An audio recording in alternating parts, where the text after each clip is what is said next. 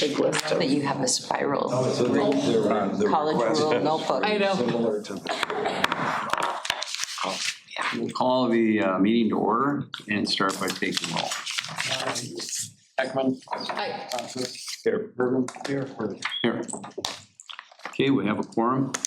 Now we'll take up the minutes from the regular meeting, the last meeting. Are there any additions or corrections? Any additions or corrections? We'll have the roll call show that Dean was late. I mean, that he was present. Sorry.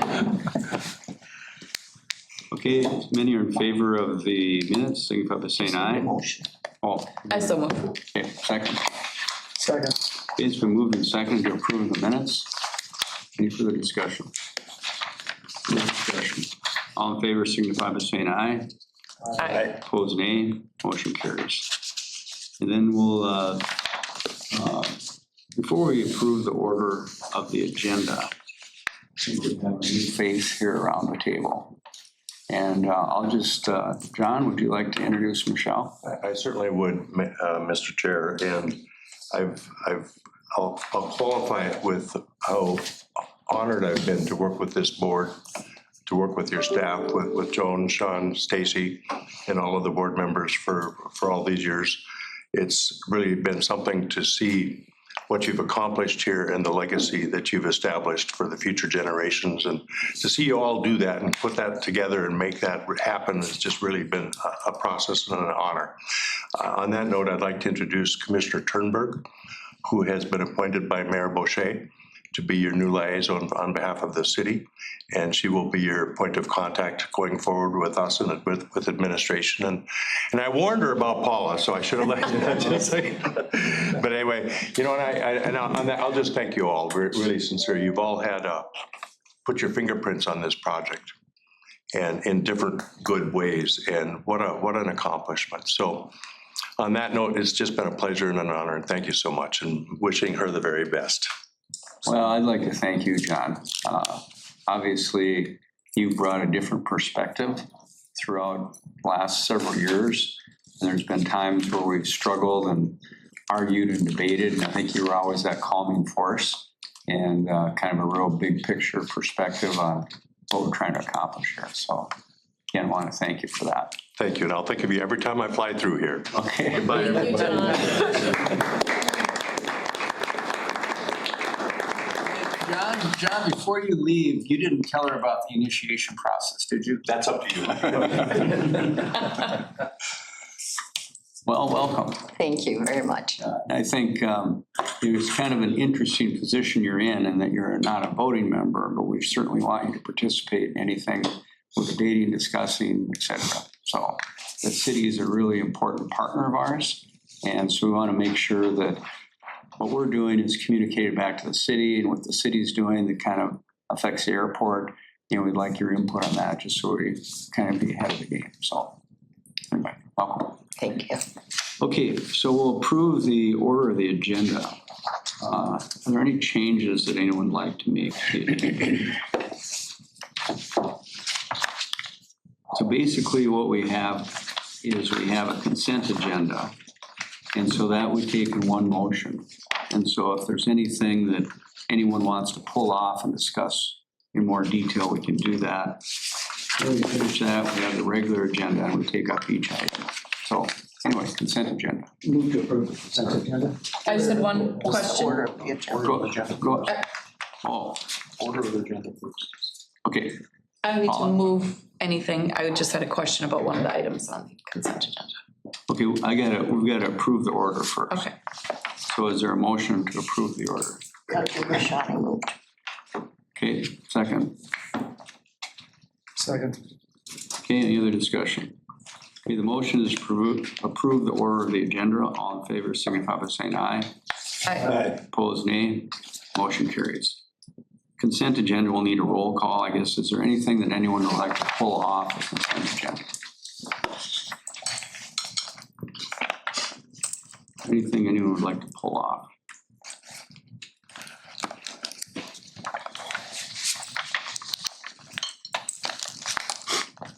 No, I was just gonna ask who was Oh, about one item. on the consent agenda? Yeah. Let's just pull that off and we'll discuss that separately.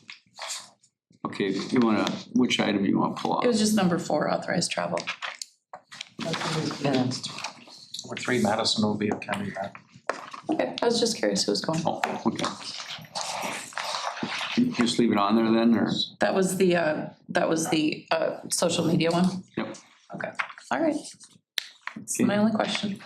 So we need a roll call vote. Any other discussion? Any other discussion? Is there a motion to approve the consent? Is there a second? Many are in favor, signify by saying aye. Oh yeah, roll call. Yes, Beckman, I, Osgood. Aye. Here. Aye. Aye. So many. Okay. So we'll go through the regular agenda.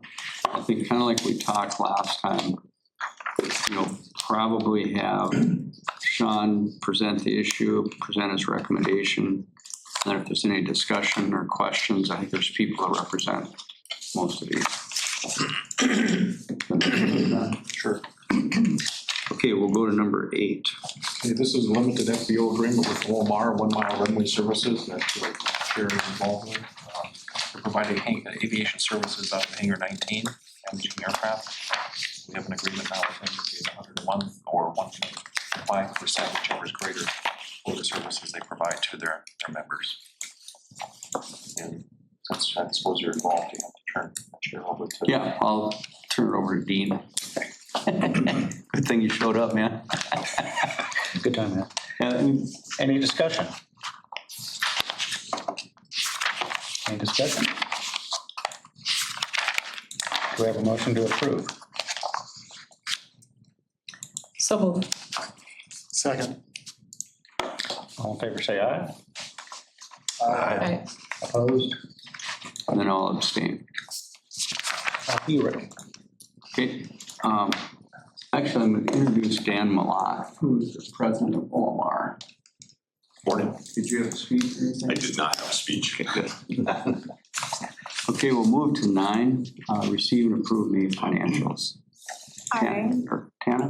good morning. Let me just share my screen here. If I can. All right, so this is just a quick financial update in your board packet. It can be found on page 56. To recap where we are, January through May, our net operating's at 3.72, operating margins at 4.33. The difference is the interest is counted on the 4.3. The interest is still high this year, but within the next couple of months, we will be paying out a lot of the retainage on the terminal projects, so the interest will be coming down. Excuse me, our net operating margin, so we're sitting at 3.7 for the year. That is over our budget. Our budgeted amount's 1.5, so we know we're over budget. I don't feel that is bad at this time of the year. We still have a lot of expenses yet to come in, a lot of insurance. We budgeted heavily on repairs, machinery, and we know that summer is probably light on those expenses. So as the fall and winter approach, I expect us to become closer to budget. Payments for year to date are $254,000. For May, they were just about 100 more than April, and honestly, I think I just got the employment numbers last Friday, and I haven't peeked at them yet for June. The outstanding debt we have is on the parking garage. That's $3.8 million. So at this point, there are no issues with the operating budget whatsoever. There's a few extra slides you can go through in your packet. Just wanted to point out the passenger traffic trends, though. As you can see, they track pretty good the last couple of years. There's 3 years out there, and they pretty much follow the same thing. So July should be a fairly good month for us looking forward. Parking ramp KPIs, one more thing to point out there. This is looking, the chart on the left is looking at the occupancy in the ramp for the long-term only, does not include the short-term ramp. And then something that was requested at the last board meeting was that we have the parking revenue by year. So you can see our parking revenue has increased dramatically from last year to where we're at this year, to 4.4 million. Recap quickly on the terminal projects. You know, the terminal expansion is now going on the west side of the terminal, so we're 67% complete. Parking ramp is nearly done, and the apron expansion and apron rehab summaries are also listed there as well. One other thing in your packet is, if you don't want to look at it in your packet, which is on page 96, the form actually did a really good article today, which I haven't had a chance to fully look at yet. But this is something that I will provide in the board packets quarterly possibly, if not semi-annually. But our parking revenue for the year is 4.4 million. Our peak occupancy in the ramp was 82%, and that was in February. That's to be expected. The percents by lot are in there. The gross revenue is in there. Here's the only thing I wanted to point out with the parking ramp, because a couple months back we had talked about KPIs and getting return on our assets. And the return on our assets for the parking ramp was kind of set at 4%. So I just wanted to point out that we are meeting that overall, even though we didn't meet it in May. So the blue lines are our parking revenue. The gold lines on there are our target of 133. We have to meet net 133,000 in the parking ramp to achieve that 4% return on assets. However, if I do add in the debt that we have, our debt payments are only made twice a year. But if I break it down by month, the monthly debt service is 224,000. So between our monthly debt service and our monthly net operating income to achieve that 4% is 357,000, and that is that red line that you see. So you can see consecutively, except for May, we have been meeting or exceeding that. So year to date, we are above that. So I just wanted to point that out. I think that the parking ramp is doing tremendous, and we don't have any issues with it at all. The short-term utilization ramp, just so you know, when we do see utilization rates for short-term, it is going to appear low. And that's because there's so much coming and going out of there daily that 26% occupancy makes it look bad, but it's really not. The entries and exits that are going out of the short-term lot every day are increasing, which means that people are taking advantage of the short-term lots, not parking anywhere else, causing traffic congestion. And so it's the increased utilization I'm basing on the entry and exits of the short-term ramp. And that is also looking good. Tana, could you go back to the previous slide there? This one? Yeah, could you run also a column there that would be year to date? Because Sure. it's when you end up with the 281, the deficit there, that's not the deficit for the entire year. That's just the Right, that is just the one month. Sure. So And when so I put in- would be hitting that target rate plus debt service, correct? Sure. Yeah. Sure, and like I said, that'll be provided quarterly, possibly quarterly, if not semi-annually, and I will add in the year-to-date column for you. And this is a new way of kind of accounting for assets and investment in assets where we're including the hurdle rate, the 4% return on assets. Is that correct? It was just something that the board had inquired about, that we should have a KPI. We had talked about 4% return on our overall assets, so I just wanted to point out that the parking ramp is achieving that right now. Yeah, so from a cash flow standpoint, the 133,000 is a non-cash item. Correct.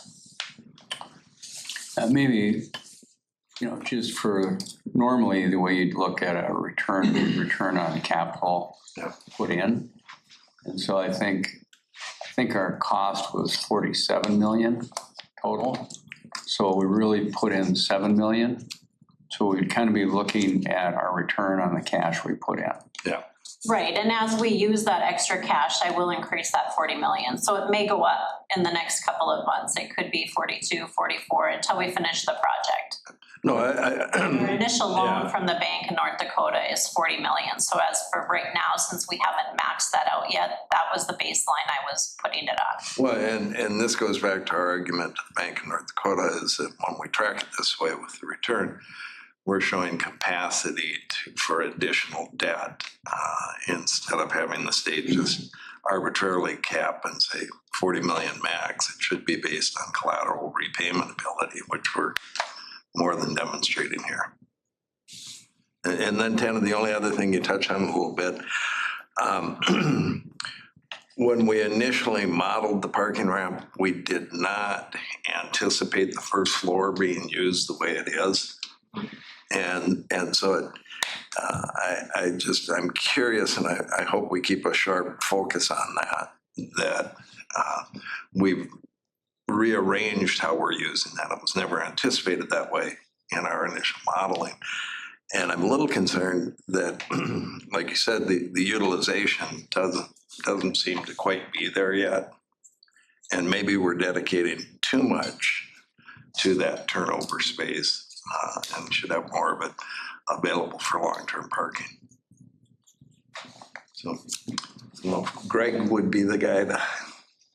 Yeah, we can sure keep that in mind, but right now the second, third, and fourth floors are long-term parking, and it was at 82% in February, and that's been the highest. So I would say, you know, how it is set up right now is working very well. Yep. And from parking would be able to provide more detail on it, but I do Well, feel at this and- point it is working. Yeah, Greg can give us some insight into that, but at 82%, you're into a little hunting for a parking space if you're running late for a flight. There is no, you know, unless it's right there in front of you, there is no parking. So I just want to, you know, we've changed the use of that first floor, which our models were based on, and so I just don't want to deviate from that model. And right now, it looks like the short term is working with the entries and exits that we're tracking. It's being utilized and it frees up any, excuse me, any congestion in front of the terminal. So I think the short term lot on the first floor is being used the way we wanted it to be. Yep. Okay, thank you. I think we're fine with a short-term lot, maybe we just don't need 200 and some spaces designated, just a short-term. So we can discuss that with Greg, but something to consider. Well, I'd just like to back up a minute and, you know, really compliment John, Paula.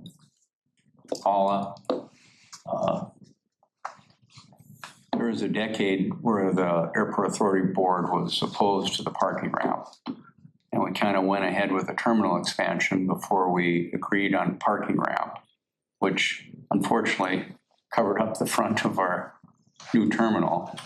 But, you know, it was like, this was the question that everyone was wondering. And John, you were very involved in those projections and those numbers. You know, and I look at this and in the first, 3-4 months, it succeeded what we expected when it would be stabilized long-term. And so, when did we quit using the main floor for just drive-through? Was that in March? In March. Yeah, so again, I just, the paper today did a great story on it. Our revenue's up 1.5. You saw our parking revenue increase. That's our main revenue source for the airport. So I know people complain about the pricing, but all that money goes back into the airport, making the airport a more functional long-term airport. So again, I just, I want to thank you guys for that. And it's exciting. Any other questions for Tana? Tana, I like the new format. Oh, thank you.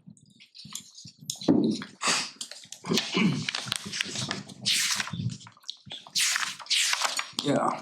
Any other questions? Not, we'll look for a motion to approve the May financials. So move.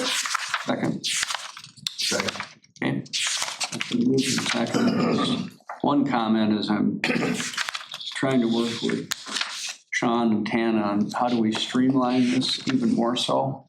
So, you know, we're gonna have all the backup for absolutely everything. But as more board members, I think we just need the highlights every month, maybe the key performance indicators, and are we on track or off track for the overall budget?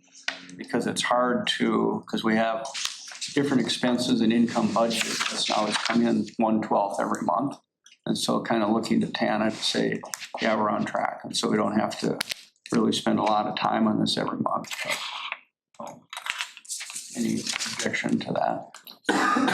Okay, we have a motion to accept the May financials. Any further discussion? Any in favor, signify by saying aye. Aye. Opposed, nay. Motion carried. Okay, number 10. Sean? So we have representatives here from Mead Hunt to follow up on the discussion from the special meeting that was held on the flooring changes. And, there is a recommendation in your packet regarding the flooring, especially in the restrooms and the restaurant area. So, Jim. Sure. Darren, can you pull up the PDF? Just a refresher, 2 weeks ago when we met, we presented 3 different options. Tile and a mix of tile and terrazzo in different locations throughout the airport. If you could just go to the second page. Based on the outcome of that meeting, we took a look at terrazzo looking tile, which the sample is on the table over there. We used that for some pricing, as well as taking a look at what the same area would look like in actual poured terrazzo. So as you can see, the green area on the lower image, that's the existing terrazzo. And then the blue areas are all the areas in question. It would either be tile, the terrazzo look tile, or epoxy terrazzo. Working with Joe on pricing, we pulled together pricing on each one of the individual areas. Interesting enough, you know, the east restroom tile is actually a little cheaper, or terrazzo is a little cheaper than tile, but they're really fairly comparable. Totaling up the areas, terrazzo is $524,000 ad, and then the tile is the $351,000 ad. And talking with Joe on construction phasing and duration, he thought there was probably a 50-50 chance that they may need additional time if we went the terrazzo route. And he estimated that time extension to be about $200,000. So in our recommendation, I think, you know, one of the reasons we picked the tile that we did is that it's durable porcelain tile. The terrazzo sample over there is porcelain tile, same material, just different look, same cleaning. You know, the whiter tile is modern looking, it's bright. You know, it matches the aesthetic that we presented several years ago. So the terrazzo would be the same. The terrazzo tile is a little darker because it's a little grayer. Lifetime, you know, the tile is a 50, 60 year life cycle cost, where terrazzo is far exceeds that. You know, everybody's probably been in buildings where, you know, there's 120 year terrazzo in it. So the initial cost of terrazzo is higher, but the overall lifespan cost of terrazzo is very competitive because of the long-lasting durability issue. Tile is durable. Go ahead, John. So you're saying the porcelain tile was the recommended material from Mead and Hunt. We picked the wrong color for Well, correct? I mean, we could debate if the wrong color was selected. You know, we presented a palette and it was, you know, based on on our experience, and it was approved, and we moved forward with that. Okay, but the material itself is fine. Correct. So, So- The white tile, the terrazzo tile or terrazzo are all impervious. So they don't stain, they clean the same.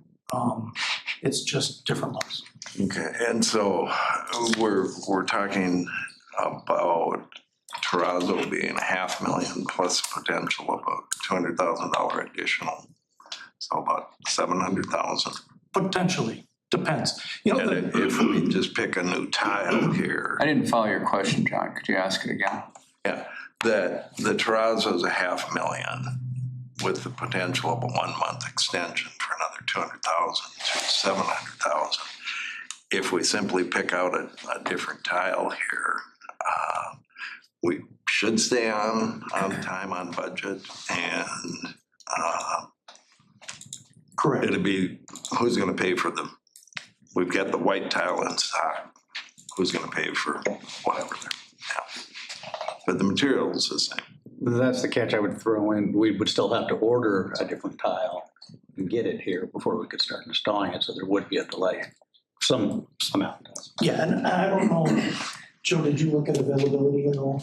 Yeah, I think there's 8,000 to 11,000 square feet in stateside. Say that again, Joe? We have 8,000 to 11,000 square feet of the terrazzo look tile in the States.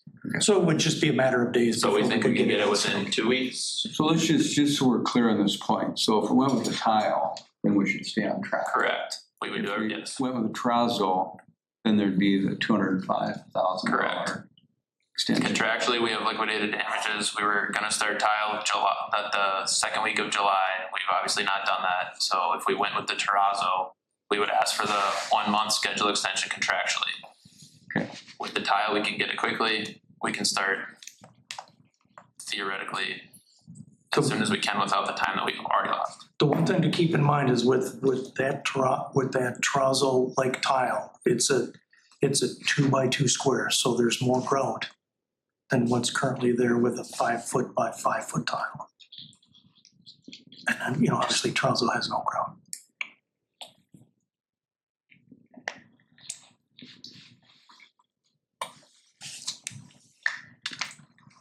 So these numbers don't reflect the money that we've already invested in the white tile, correct? And then if we choose to do the tile, it's 350. And so then it's a little less than 200 to increase to choose terrazzo instead. You have to add. The 205 goes with the terrazzo. Correct. So regardless, we're gonna spend 729 or 351 in addition to the money we've already invested in the tile. So I think the board, we should know who's footing this bill. Well, I think there's two separate issues. First of all, we need to figure out what we're gonna do. And then second of all, we can discuss that. So I think my question is just, again, we're not replacing any of the tile on the east or west main concourse. Correct. And so on the So main, the white areas remain. The bathroom. so I can read, so on the main floor, we're just doing the bathrooms. Correct. Okay. And they haven't been done yet, or have they? I think they're. They're done. They're- The level 1 bathrooms are done, white tile, redone. Okay. And so then on the second floor, where we see the blue, is there tile in those areas now? There's white tile on the right-hand side. There's In not, those bathrooms? yes, there's not anything in the left. Okay, so the other bathrooms haven't been, that blue on the bottom, that little kind of red square, what's that? Right above the gray. Yeah, maybe go there. I think that's just the key. So this is just indicating existing to remain. So this is the existing terrazzo on that level that we're not touching. That's on the second floor, It's, yes, it's staying there. So then That- this blue, What's that blue backup? The one right next to the green? this one, In the middle, right there. all this, that was planned for white tile. So that would need either tile or terrazzo. There's not tile in there. There is in the queue. So the way the prices are broken out are by the blocks. So this block, this block, this block, this block, and then this block is one price. It includes demoing this white tile that's already been laid. And Joe, was the plan always to keep that existing terrazzo and then have it next to the white tile? As we work through the project and with the escalators, yes. Removing that terrazzo to put a new material down Yes. was ungodly expensive. Okay. Because I know that the tile seems more of a creamy off-white and the terrazzo was white with gray. So we were already gonna kind of have a choppy look. So Rick, you're asking us to split this into two decisions, to make the decision on what we're gonna do. Yeah, I think we need to make a decision what we're gonna do here. We're not delaying it and how it all. Well, I would make the motion to go with the tile at this point and forego the terrazzo. Okay, is there a second? For a second. So you're saying, let's put the tile in the bathrooms, the new terrazzo tile? Is that Yeah. your motion? Yep. So the terrazzo porcelain tile in the restrooms And the and in all the blue restaurant. Yep, areas? the blue areas. So your recommendation is, you're giving us two options, really. Yes. Option one would be the terrazzo with the delay, which would be 700 and whatever, 25. Potentially a delay. And I don't, you know, it's not guaranteed and there's no way to know at this time if it'll be a day or a month. Or we do the tile at the 351. So those are the two options.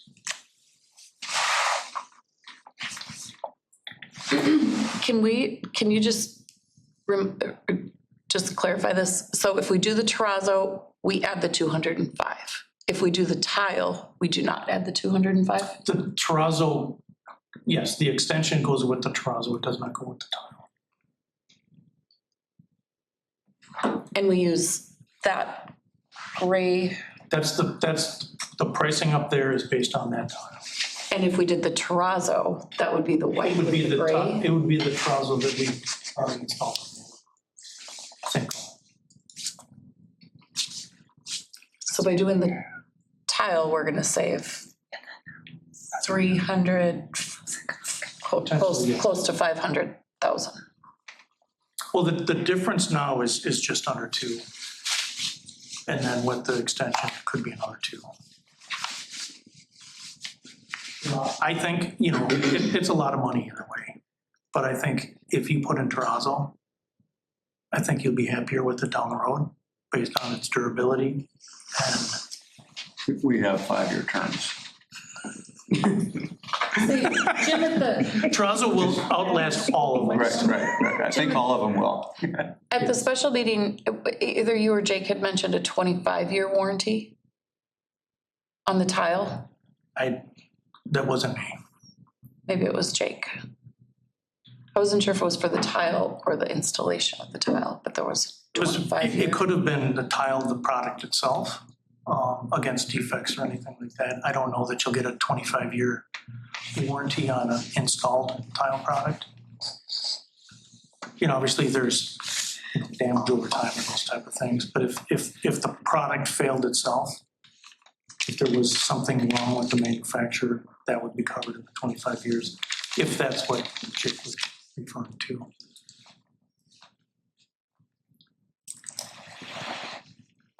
My only question is, my personal thinking is let's get rolling on the stuff that needs tile right now and not necessarily worry about replacing the white tile that's down. That might be something. Well, I think for the bathrooms, on the existing, Yeah. those would have to stay the tile that's there now until we get the west or the Sure. left bathrooms up and running, so then we could take the others offline. In that center place, you're talking about removing the Oh, the white. my understanding is the issue is really a cleaning on the white more so than the Correct, color. correct. And that those cleaning machines, you can't get them in bathrooms. The bathrooms are smaller machines, I believe. That's the issue. They're smaller machines. Well, and I think the other thing that we discovered when Dan was here is that the machines that they use in the hallways and the concourse have a better vacuum suction component to them. Sure. So that the liquid that goes down is immediately vacuumed up. Yeah. So there's no residue. No film left there that picks it more The dust. problem that we're having with the dirt in the restrooms is that when the water or the alcohol or whatever the vehicle is to mix with the detergent that was being used, when the liquid evaporates, the detergent bonds to the tile. And then when there's water added through paper towels and hand washing, then it gets gunky and dirt sticks. Well, and that was my question on these common areas. Would we not just use the white tile with the better machines? You know, right in the center? And that was, that is an option, of course. But you're recommending changing that. Well, and this layout was determined in consultation with, what we learned at the last meeting 2 weeks ago, as well as talking with Sean. This could be terrazzo, this could be white tile if you wanted it, and then you wouldn't have to pay any of those costs. It's just how do you want to maintain it, and what's the ease of use, and what's the, Right. what do you want to see? I mean, the amount of dirt is the same.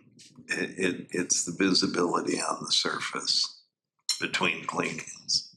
And Correct, because I think you're going to use the same process no matter what material goes down. That the existing tile, the terrazzo looking tile, or actual terrazzo, using the same machines and the same methods and the same solutions. And to my way of thinking, that the discussion, porcelain tile versus terrazzo, belonged at the beginning of the project.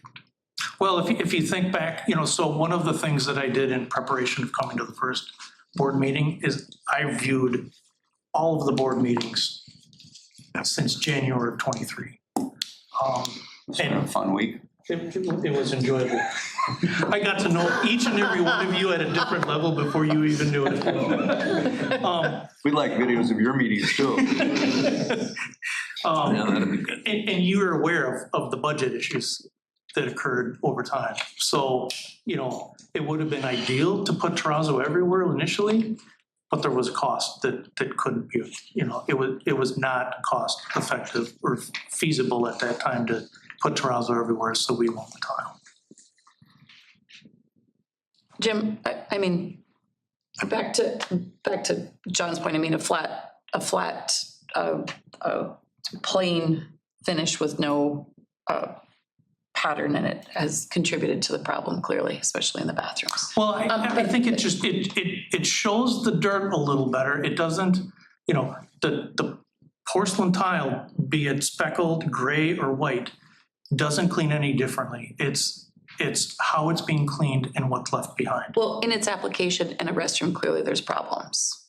Well, white tile is used in airports and bathroom. Look, Denver has white tile in its bathrooms. And, okay, and I mean, when we asked if there had been used in another, this tile in another. Well, this airport, tile is specifically manufactured for this project. So it's not like we're going in and buying 5 by 5 squares of this tile at Home Depot or tile manufacturer. It was produced for this project. So, I mean, the design team didn't say to us to cut corners or to have less cost, you're gonna have, these are the potential issues. My question is, Well, I know that alcohol. cleaning, cleaning, be it gray or white, the cleaning process doesn't change. It's really if, and everybody is aware that it was a white tile when it was presented 3 years ago. If the cleaning process wasn't able to maintain the white, clean look, that was not shared with the design team. I know that there was a October 10th meeting, and I think John brought up the comment about, running the tile past the maintenance team to see if they can keep it clean. Now, I don't know if that happened or not, but there was no more comment about how to maintain that tile at future meetings. Was it ever discussed, white tile in Fargo, North Dakota, in the winter, it's going to be completely filthy. When we walk in snow, I mean, it's unavoidable. So I'm just wondering how that's going to go over. I would think that would be extremely difficult to keep clean. Because no matter what, or when you walk in snow, you're bringing in dirt. Correct. But, you know, it's not gonna be any cleaner or any dirtier than the terrazzo on the lawn. But what we see, Correct. But again, I think that was never discussed 3 years ago when we presented. Okay, let's get back on task here. Paul and then Dean. So my comment is the white terrazzo with the gray flecks does not go very well with the off-white or white cream tile that's in the concourse now. And so on the main floor by baggage claim, the restrooms that you're talking about replacing the white tile because it's not holding up well visually, there are dark gray tiles that separate that off-white tile from the white terrazzo, because I don't think that the white looks good adjacent to the white and gray terrazzo. So I assume that's why they did the dark gray tile in the entrance. Does everybody know what I'm talking about? So my question is, if we're gonna put this, you know, if the conversation is to have the white and gray terrazzo similar to what So we have on the main Paul, your floor. concern is the contrast between the terrazzo and the white tile. Great, Okay. great. So would- And would when the- we're looking at this, you know, it's gonna be right next to it, whether it's in the hallway to the restrooms or the restaurant, it's all gonna be adjacent.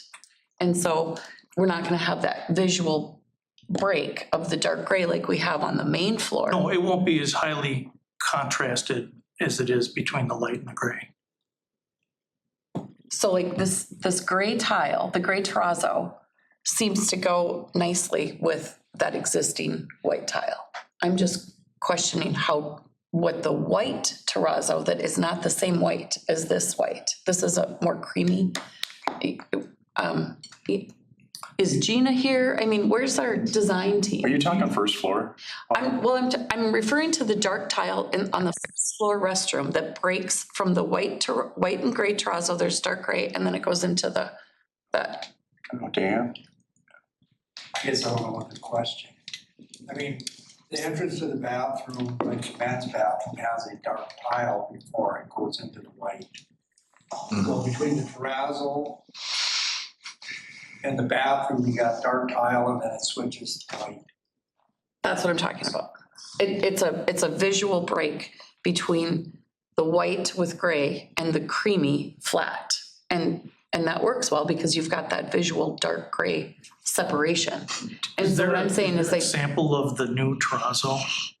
I know that there was one at a time way back. I might have on the trailer. So your point is the terrazzo tile would probably have a better break than terrazzo. yeah, Okay, I think that makes sense. Dean, did you have a comment? That was just your point. We keep backtracking to the past and we have a decision we need to make now. So, again, I think we're assuming that from an architectural standpoint, you've designed this so it's gonna flow nice. And it's gonna look nice. I mean, there are some definite breaks here. So, again, kind of getting back to the two issues, the issue would be, do we replace it with a tile, terrazzo tile, which, why don't you hold that up, Darren, so we're all clear on that. Maybe just explain why you picked that tile. Well, I think that was really that is an American-made terrazzo look tile, in keeping with comments that I believe Dean was your wife that made 4 weeks ago. Because 2 weeks ago, we were talking about Heavy? the three tiles underneath the white. And, you know, there was the terrazzo-like tile. So we took that, because I think the direction based 2 weeks ago was to look at terrazzo or terrazzo-looking tile, Right. So as you- opposed to the flat. So Right. that is the color and the material that Gina selected to go with the rest of the color palette within the airport. think the other thing in Fargo, North Dakota, it's important what kind of grout you put in there. We talked about that too. Don't put white grout. Dirt road grout. Yeah. Okay, so then, I guess, Dan's got a comment behind you, Eric. Well, so that terrazzo tile is a porcelain tile. And that's what we're struggling with cleaning in the bathroom now is a porcelain tile. That might hide it more. We don't wanna hide it, we wanna clean it. We can mop and clean terrazzo, we can't mop and clean that porcelain tile. It doesn't make any difference whether it's white or that, we're still gonna have the same problems in the bathroom that we're having, where we can't go in there with a mop and clean the floor. so why replace it then? Well, Same problem. but if there's terrazzo in there, then we can mop it. That's what I'm saying. We've had terrazzo in the building for years and we haven't had any problems. Even on a stormy winter day and it all gets cracked into the building, we go out there and mop it and clean it right away. We're struggling with the porcelain tile to do that. Dan, going back to the comment, were you ever consulted or on cleaning the tiles as we went through this thing? I don't know that our team did. I think the comment came from the board. And so were you ever consulted on that? I was just told that they've used this product in other airports and that was it. And then once we started working on this, ever since Departure Open, we've been asking for input on how to clean this tile. Are you able to find either one of the first two products that Jake recommended, or are you still using vinegar? Well, we're still using vinegar, but we did test areas, because he's saying there's a salt film. Well, we scrubbed it, took it off.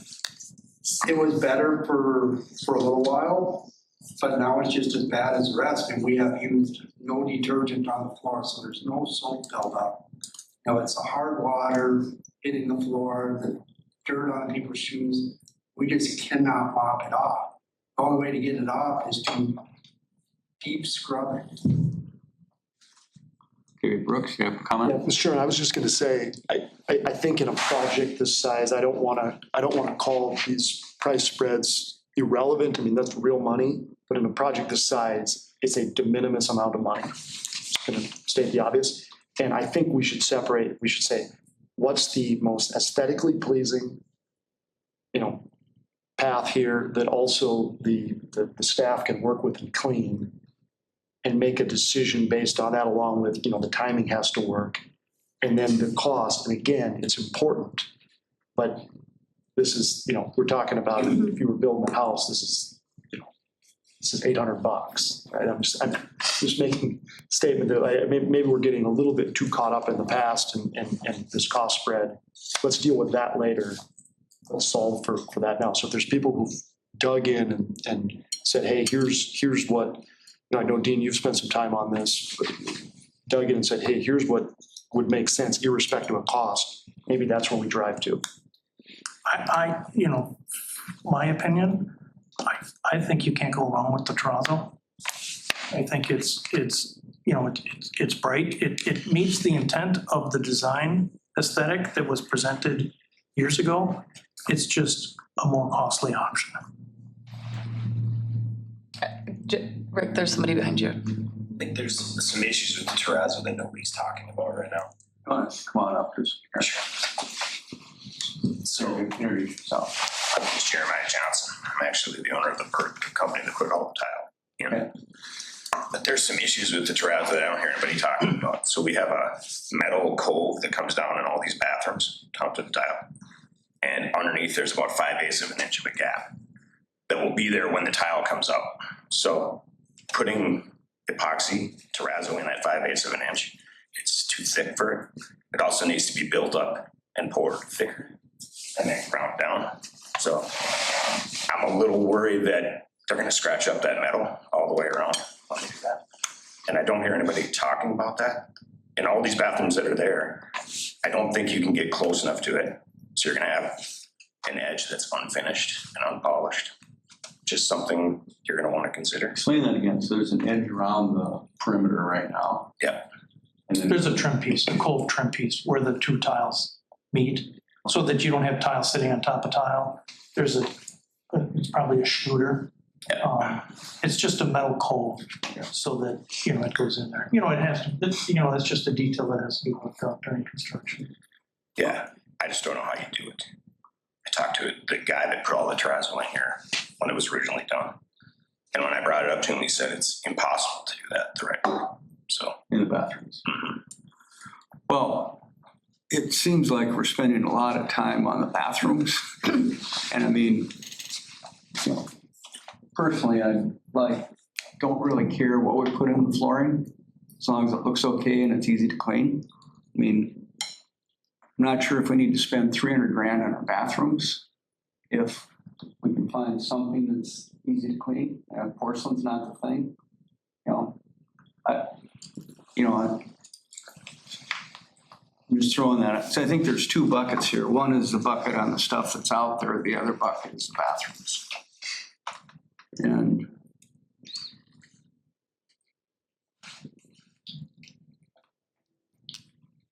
so is that a logical thinking? I mean, if we did terrazzo on the common area stuff and the bathrooms, we did something that just looks decent, easy to clean. Any of these 5 areas could be mix and match. It's not all one or all the other. You could mix and match them if you wanted to. We just went this route because of conversations that I had with Sean. The terrazzo contractors, you have to go out for bid. What are we looking at there? I think you've already talked to the terrazzo. So these are numbers that are derived from the terrazzo contractor. I'm talking timing and delay for the project. When, are you asking when they could start? Yeah, well, I mean, is this going to affect the 1 month extension that we're looking at? Maybe speak to the delay. Joe, if you want to come up and speak. Yeah, So I mean, we're just seeing a number of 205. We don't know what that means. I think the question is, we want to keep this moving forward. Yep. So that's kind of the question. So how deep do you want to go on the contract? It's not a lump sum, it's a cost plus GMP. That's the nature of CMAR. So all savings are returned to the owner. It is liquidated damages job. Our contractual end date is March 1st. We were supposed to start tile July 6th.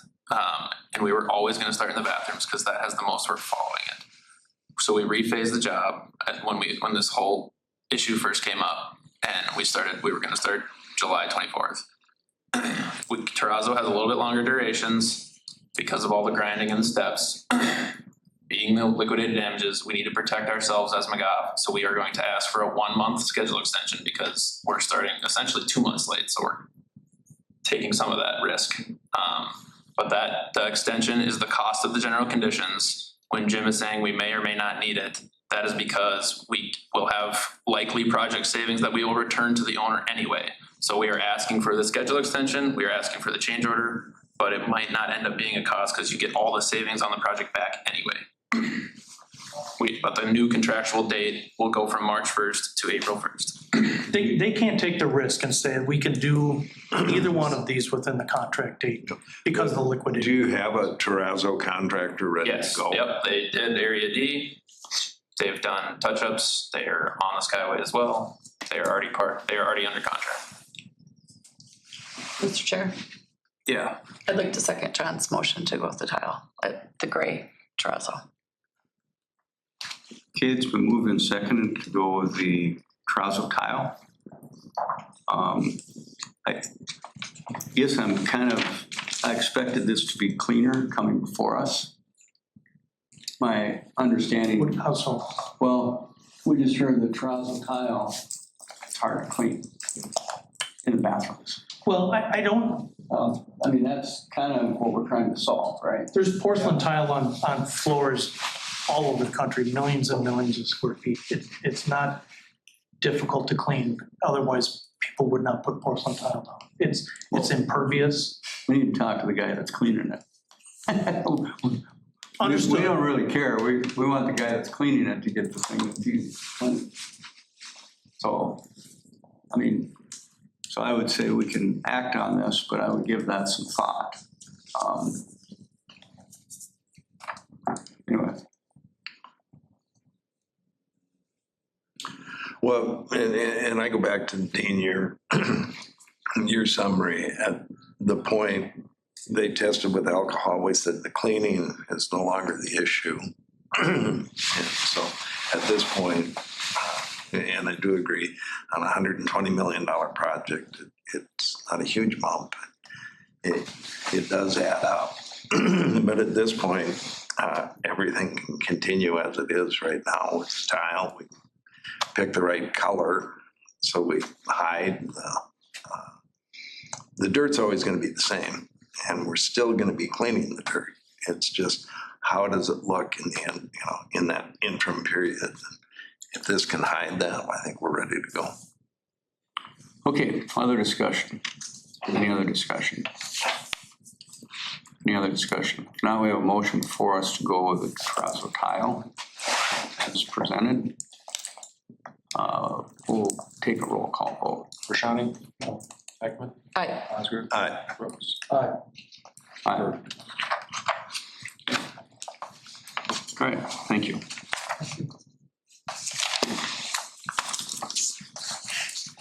Okay. Number 11. Sean, you want to present that? So the last meeting, the board assigned the RFP committee, subcommittees.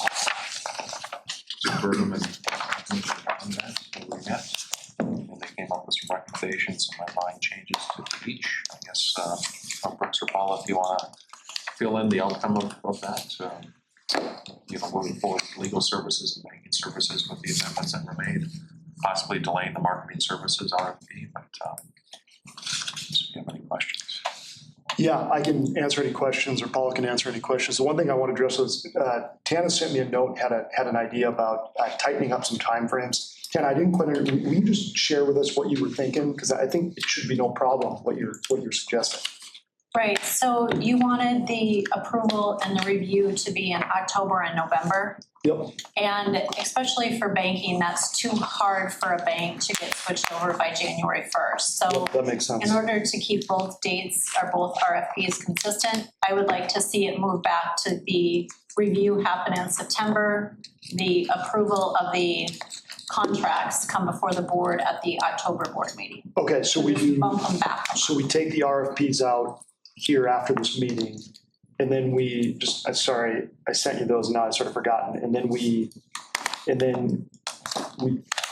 truncated, you're suggesting we do what in September and then what in October? Do the review. So once all of the applications per se come back in, Yep. let us review them in September, interview Yep. if we need to, and then bring our final recommendation to the board in October instead of November. I'm okay with that. We're actually speeding it up.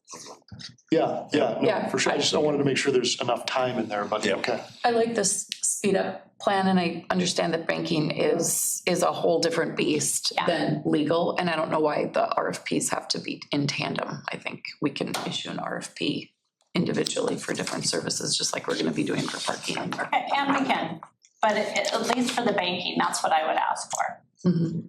Yeah, I don't have any issue with both of them being, unless somebody can think of an issue. I just wanna get it done. Get rolling on Okay, it. just to be clear, so the timeline is the same for both of them? And this timeline says staff recommendations to authority October 13th. Correct. The timeline that was recommended by the committee was to interview in October and make the selection in November. Okay, so the updated timeline is in for us. The updated timeline I would like to be September. Yes, we put those updated ones in. Okay. All right. Okay. Go ahead, Brooks. Anything else you want to share? That's all I had, unless Paul, you get something. I can update briefly on the marketing RFP, which was the third one. And so we met with Sean and with Madison, and Madison's going to be attending 3 now conferences with marketing, and the third one is the social media. And so she can, I think that the plan is to work with her and Tana on the different duties that she can absorb in her new role, so that we're not doing a duplication of services and costs. I got a good idea. So that our RFP for what we're looking for in marketing services can be a little bit tighter and more financially prudent. Do you have a date when you'd want to do that? Yep, so Madison, can you remind me of when the social media, that's August. Okay, so the other conference, end of September, the other one mid-October. So I think after Madison comes home from that October one, we should meet and start formulating a plan of how we'd like the duties and responsibilities of the internal marketing role to complement an out. So we're thinking issuing an RFP in November then for Yep. marketing. I think we can definitely do that. Let's use that as a date to work around. Okay. Okay, any other questions on the legal and financial? Dean?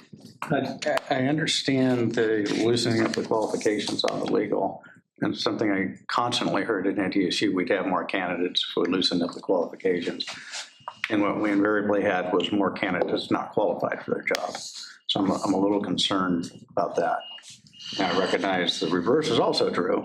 If you have too tight of restrictions, then you have too small of a pool. But I don't, in my experience, I'm not comfortable with loosening requirements in this situation. Okay. Any other comments?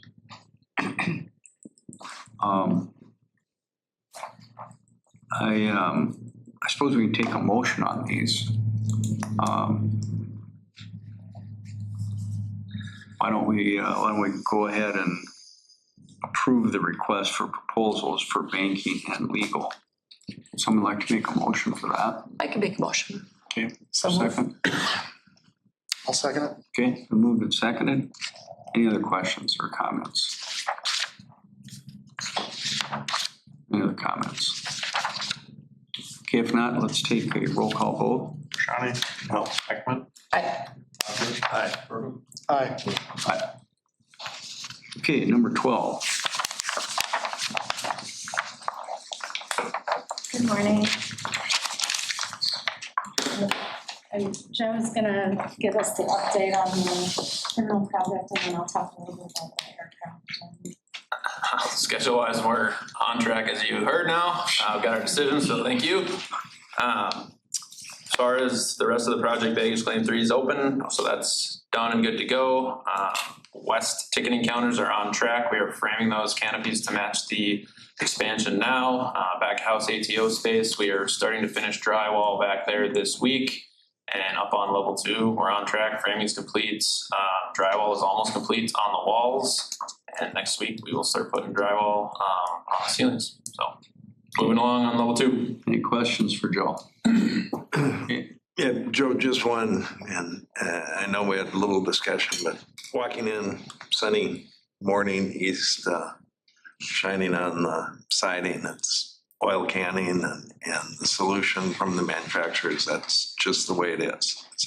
That's the look. It's a European look. Yeah, if you The bubbles are part of the aesthetic look. they're not actually bubbles. It's the way that the sun's hitting it. Right. I'm just saying that as you walk up and look at it, that's the look we were going for.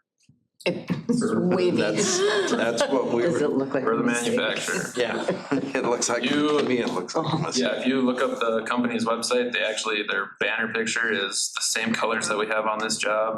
And in With that the photo, bubbles. it would. Yeah. You know, I mean, Bubbles is how you're I call describing them it. Then. bubbles or indentations or There's whatever. nothing wrong with the panel. That is the look we were going for. You got to get up to speed with the European look, John. I guess so. Any other questions for The only Joe? thing I'll mention is, a long time ago, we were awarded a $1 million ATP grant. And as of last week or so, I don't know if Tom is still on there, That grant still has not been issued, so therefore we can't order the HVAC units for the boarding bridges until that grant is officially executed. About a week ago, they said it'd be another 2 to 3 weeks before that grant can be issued, so. Heating and ventilation, that's all been delayed yet. We can't order them? Yeah, because it's a discretionary grant, we can't order it until we have the grant. You let me know, I'll order it. I'll sign it to you when it gets here. I think that when we made the decision to do the heated and air conditioning, that we knew that it would be FAA eligible, but not contingent upon that. We said it just 2 weeks. We should have the grant within 2 weeks, yes. Mary, what do you need from us today? What I decisions don't do you need any decision, well, okay, I do need the Curtis Fisher decision, but I did want to just mention the mother's room that we talked about last month, adding it. We have those drawings ready to go. I think that they'll go to Joe today for pricing, so we should have that in a matter of days. And then the Curtis Fisher aircraft, we wanted to talk about that location. In our drawings, we're showing it on the baggage claim side, but we learned recently that the airport would prefer it on the ticketing side. And then, I mean, in the mornings, you wouldn't see it because the glazing is dark and you can't see in, but in the evenings, as you're driving up, you can see it if it's on the ticketing side through the large window at the corner. So that was the recommended location that we heard, and we wanted to confirm that before we go ahead and move that in our drawings. We'll have to do a little bit of rearranging of lighting in the ceiling of ticketing to allow for that aircraft to get in there. So this aircraft is on loan to the airport authority from a family from Page, North Dakota, and hung in the center part of the terminal for years, since the terminal opened in '86. They still want it to be on display in the terminal building. Was originally recommended in the baggage claim area. Darren and I believe it would look better down in this ticket counter area in the far east behind those big glass windows. 2 volunteers, Toby McPherson and Doug Anderson from the Air Museum, have taken it down, restored it back over at the Air Museum. The Air Museum needs to get it out of there. So therefore we need them to come back and help to install it. And we prefer it in the east ticket counter area unless you say otherwise. And structural is okay with either location, so there's no issues structurally.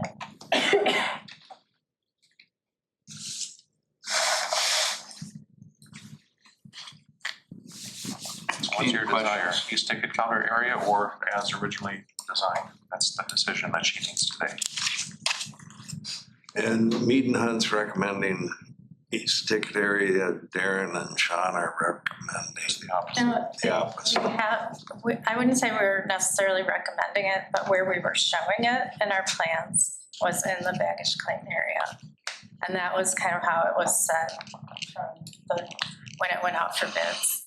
But now the request came to move it, and since it's not installed right now, it's just a matter of where are we gonna reinstall it when it comes back. And did you run this through the Arts Amenities Committee as far as like Arts and aesthetics? Amenities or- is fine with Okay. it being in ticketing. Okay. I just want to chime in. I'm sorry. We haven't heard anything about this, actually. I have no opposition to it, but this is the first time hearing of it. And that would be IVR, our arts consultant. Yeah. Does it work aesthetically? You know, honestly, I had, when I walked into that grand space by ticketing, I think it's beautiful. I can envision it there. And we had talked about it nice being that it could have some proximity to the other historical nook there with the Fargo Air Museum exhibit. So again, I have no reservations, but yeah, it would be great to have better coordination on these issues. Yeah, we haven't had an Arts and Amenities meeting in a while, I think there's one on Wednesday, tomorrow. so we'll talk about it. Okay. Okay, did you need a motion or it says approve? So I so move that we approve the location. Okay, is there a second? Second. Okay, And you're referring to the location the CEO is recommending. Yeah, right, approve the location for the East Ticket Counter area, so. Okay. Any further discussion? Are we gonna move on to the business furniture update? Well, let's take a vote on this if you need. Oh, sorry. Do we need to vote on it? Yes. I guess I'm a little frustrated that this came before us. It's kind of a change no one was really prepared to look at. So we got plenty of time in these things. My other thing is people donate stuff, but that doesn't mean we need to accept it. And so I'm a little like, you know, we maybe should consider having the family, you know, donate it so we're not at someone else's beck and call. I don't know what the terms are, but there's a lot of issues that come with that. But anyway, the motion would be to move the plaintiff ticketing. Any further discussion? Further discussion? No, we'll just take a voice vote. Those men in favor signify by saying aye. Aye. Opposed, nay. Nay. Motion carried. You can only vote once. Okay, Mary. All right, thanks. And I think Gina is on to talk about the business furniture.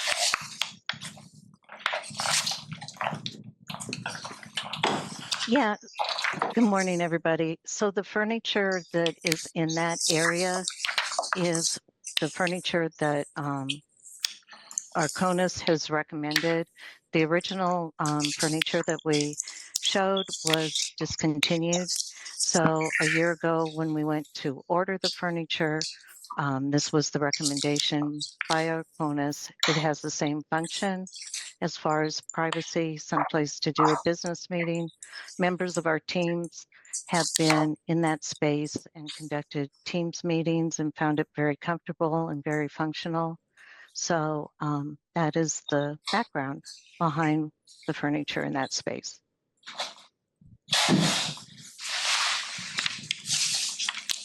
Mr. Chair. Gina.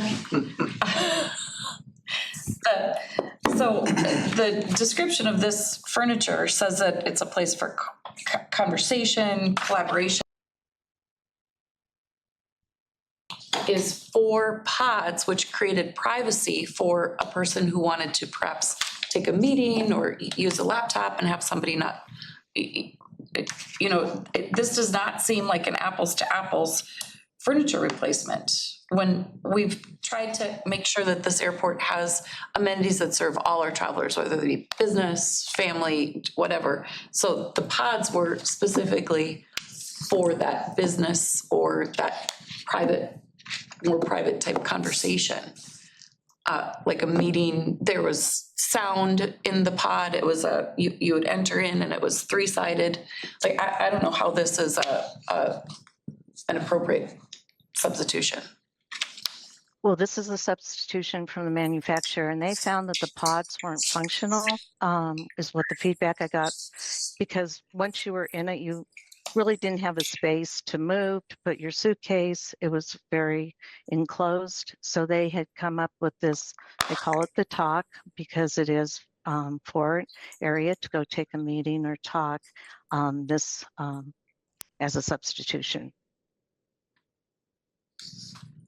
If you would like, I can look for other pod type furniture, and then we can always repurpose what's in that space for a different area in the renovation and also on the first floor, if that's the board's preference, is to find a different replacement.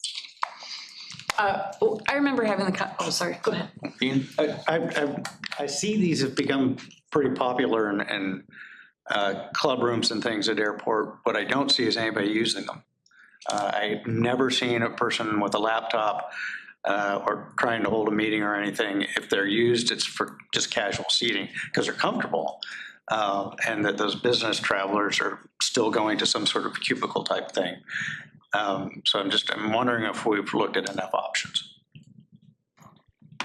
Okay, other comments, Paul? I remember having the discussion about it's almost like a phone booth looking glass. Maybe somebody's seen them in the Sky Club at the G Sky Club in Minneapolis or other airports around the country, where you actually have a room that you can enter into and have a private phone call. And when I suggested that, we were told, no, we're gonna have these pods, which will be a a good alternative for that business call, that business traveler. And I don't see how this fits that. What are the wishes? Well, yeah, would you like me to look for more different options for that space? More pod option configurations? Keep in mind too, we have the mother's room there, we have the immersive reality room, we have the Sarah. So it's not only business travelers using that space, we have families using that space as well. Well, I think maybe we need to let Gina know what we're looking at. Who's the consumer here? Is it the business person, or is it a family, or who is it? So, Jean, do you have any direction for her on that? My orientation would be toward the business traveler, but I don't mean to speak for everybody else. I think we'd like to have something for all of our travelers. And there's a lot of business travelers, and we don't have any other suitable place to take a meeting. And one thing that I did hear at one of the conferences I was at is that when that business traveler is looking for a place to make a phone call, sometimes they utilize a family restroom, a nurturing room, just looking for a bit of privacy. And I understand that the pod is not enclosed, but certainly it gives a little bit more of a feeling of privacy. You can do your laptop, you can hopefully have a conversation that has less noise obstruction. I think we've got plenty of family travelers for sure. We've got a wide variety of travelers, but that includes business travelers. Let's do this. We can't redesign the airport, but I think we're just talking about the furniture. Mm-hmm. So I guess, Gina, with that input, maybe you can come back with something. Sure. I'll be happy to. Okay. Anything else on 12? I think it would have been nice to have known that the substitution was taking place. What's that? It would have been nice to have been informed that when we actually had a conversation about the pods, that we would have been notified. 13. Sean? This is a request that was before the board back in October. Fargo Aviation Incorporated, this group, Brandon Strom, Gary Strom, Chris Tunheim, many of them are present today. This hangar would be 100 by 100 just north of the Rydell hangar. Board had put it on hold. It's with the concepts and the master plans that the board has been reviewing with pilots and other stakeholders on the airport. And I recommend your approval of this hangar here today. Last Thursday, I don't know if anyone from Olaf is here, Trent, there was some concern from the city that the hangar was too close to the Rydell hangar and they wanted it 50 feet apart. Board's policy since before I've been here in the 90s is that we lease the footprint of the hangar plus 5 feet. So the next hangar that comes in starts at that 5-foot buffer. They have their 5-foot buffer, then the structure starts from there. So there's theoretically 10 feet between hangars based on the firewalls. There was some change in the inspections department opinion of this Thursday afternoon, and they're considering the Rydell hangar and this hangar as one structure. But going forward, the hangars that we have there will have to have at least a minimum 2-hour firewall going forward so that we can optimize the limited space that we do have for development, and that was the desire of all your predecessors as well. We don't want big gaps between hangars. We want as minimum space as possible to maximize the space that we do have. So we recommend approval of this so they can get started with their groundwork this month. Okay. Is there a motion to approve? Move to approve. A second. I think this is, we spent some time on the setbacks and things like that back in October. And I think I'm fine with where this is at now. We did a preliminary, how we redeveloped that north side. We're not 100% there, but I think this. Yeah, I'll second Rick. I just reminds me, as we're doing ground leases, I don't know the last time we've kind of just sort of checked in on our ground leases, what we're charging as opposed to kind of market. If we're in line still, or if we've fallen out. And Sean, I just asked, when's the last time we did that to kind of? It was 3 years ago, so we pretty rapid increase of our rates. We're at 18 cents a square foot now for private, which is a little higher than what we have from our surrounding airports where an aircraft owner could go, whether it's Moorhead or Kindred or Castleton or other locations. So we're kind of at the threshold where we need to be for now. Well, no, I just, on a regular basis, I think we should sort of check in and I'm not saying that we're out of market, but. Yeah, just like the RFPs once every 5 years, we should probably take a look at that. So. Yeah, whatever, what's NDSU getting on some of their properties? What are some of the land leases? We've talked about that before, but that's really not a relevant comparison as what NDSU gets. We're talking aviation. Airports are much different than. Is it the whole? No, Sean, I'm not disputing that, but we need a baseline. If we're 50 cents a square foot and everybody else is $10 a square foot, we need to understand that. Okay, any other questions on this number 13? Any other discussion? Any other discussion? If not, just do a voice vote. Many in favor signify by saying aye. Aye. Opposed, nay. Motion carries. We'll go to number 14, preliminary budget for 2027. So in your packet is the preliminary, Tana, go ahead. Well, I think there's a couple things going on here before we get in the weeds. I think one, we need to submit a draft budget to the city. And then we're gonna have to give a final budget to the city, I think, in September.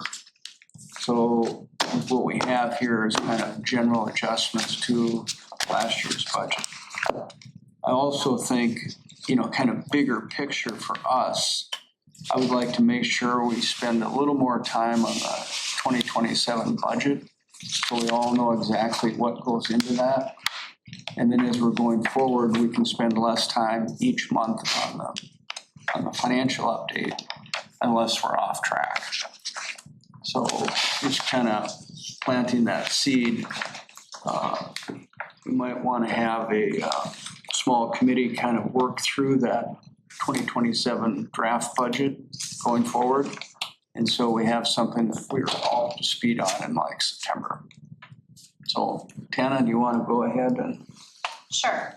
I will present it here. I believe Joan provided everybody an extra handout of it. If somebody wants a bigger picture, because sometimes it's hard to see on the screen.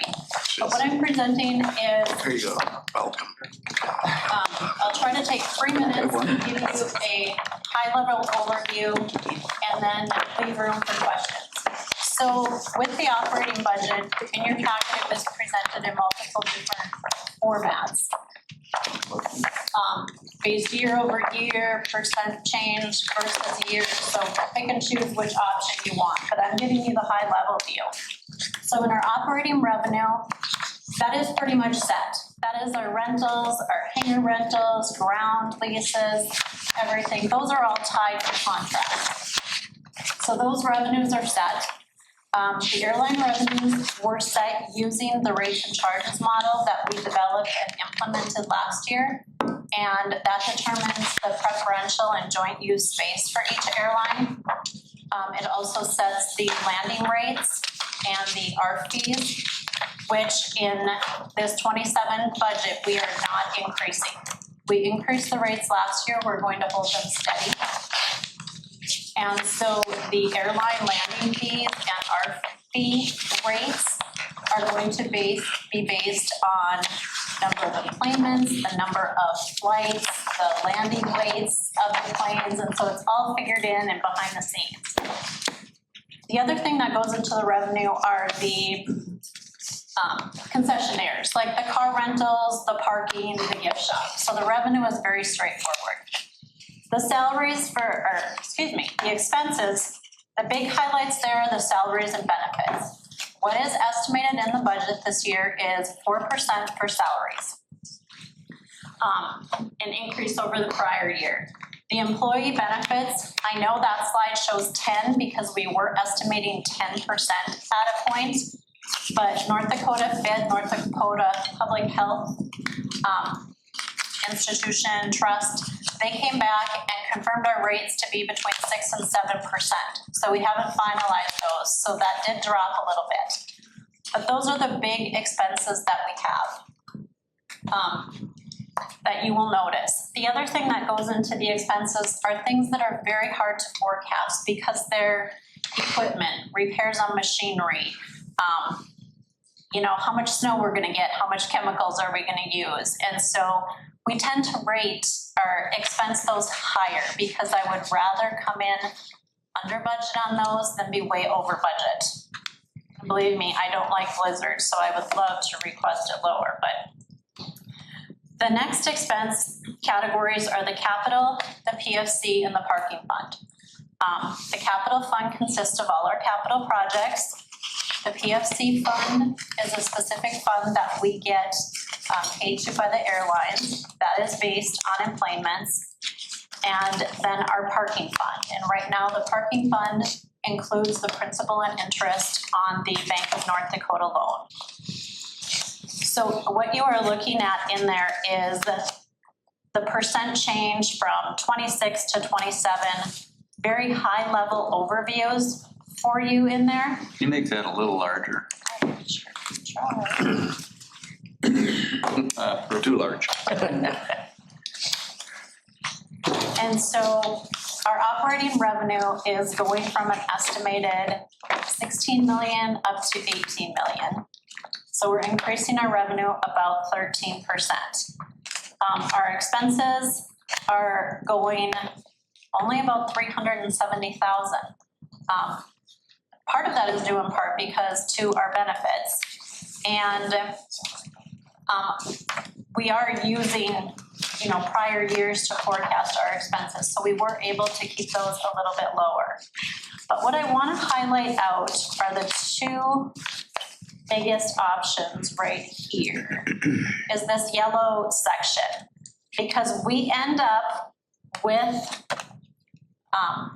extra funds in our operating account. And I know we'd like to have a break-even budget, but what I'm proposing in the operating account is that we transfer the 1.8 million. It's hard to see, but it's right here. We transfer that out of the operating account and we move that to parking. That will cover our debt service requirements, our interest and principal payments for 2027. The other amount to allow us to have a break-even operating budget is the 3.449 million. And I would like to see that transferred to the capital fund. We are just finishing the terminal projects. We have used up or will be used up all of our savings that we have. In order to continue to apply for state and federal grants, we always need to have a local share. And so I feel that this 3.449 would start replenishing our local share that we're going to need to show when we're applying for the funding on additional capital projects that we have planned for 2027. That will bring us to the break-even. Tim, are you suggesting that that capital fund would be local match then?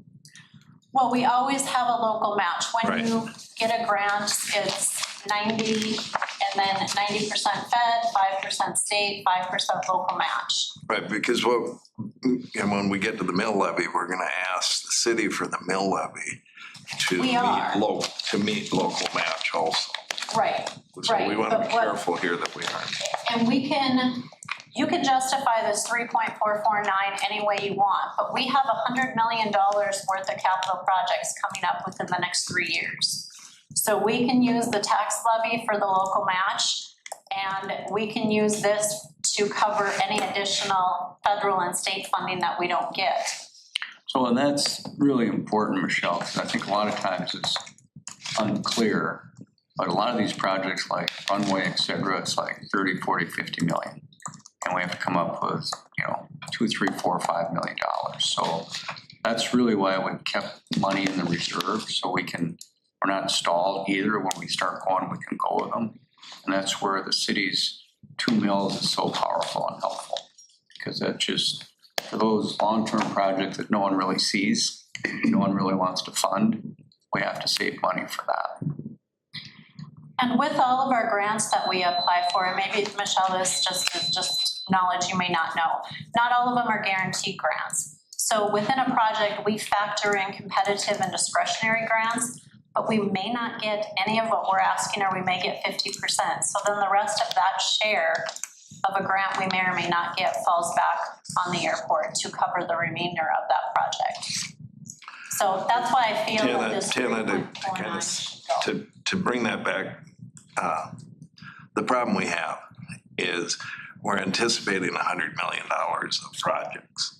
But if we do not get the grant from the FAA or other sources, we don't have to have the 10% match. But we budget for it. And so that's why you'll see some of our cash balances being pretty crazy at different times.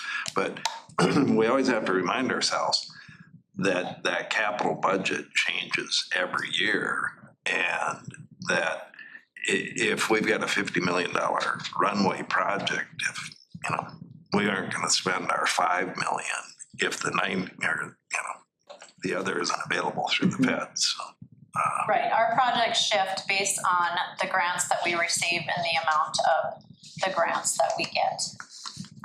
And so right now, with the projects that we have out there, coming up for 2027, we are potentially going to need to look for additional funding of $30 million in our capital fund.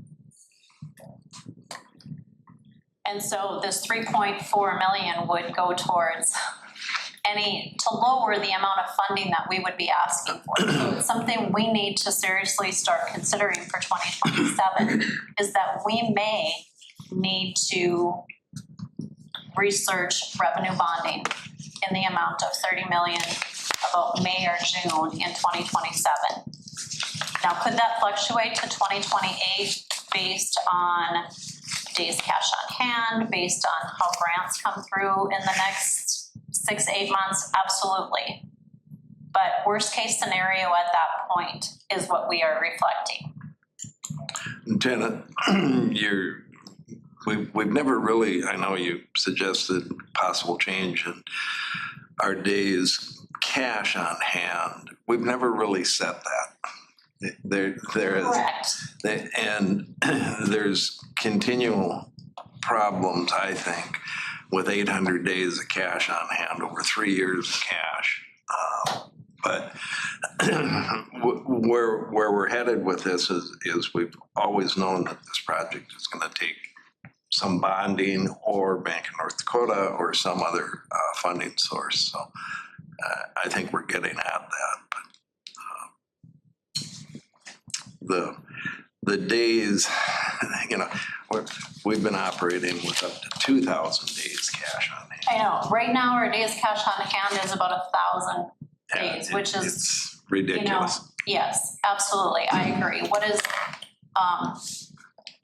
normal, I guess, or average for airports is about 600 to 800 days cash on hand. So depending on what the board, I don't expect to have the board set a days cash on hand rule, but just what you would recommend we stay in. That could help adjust when we would potentially need additional funding. So I would ask that before the next board meeting, take a look at each of these categories. If you have specific questions or something, please reach out to me if you want a broader understanding of them.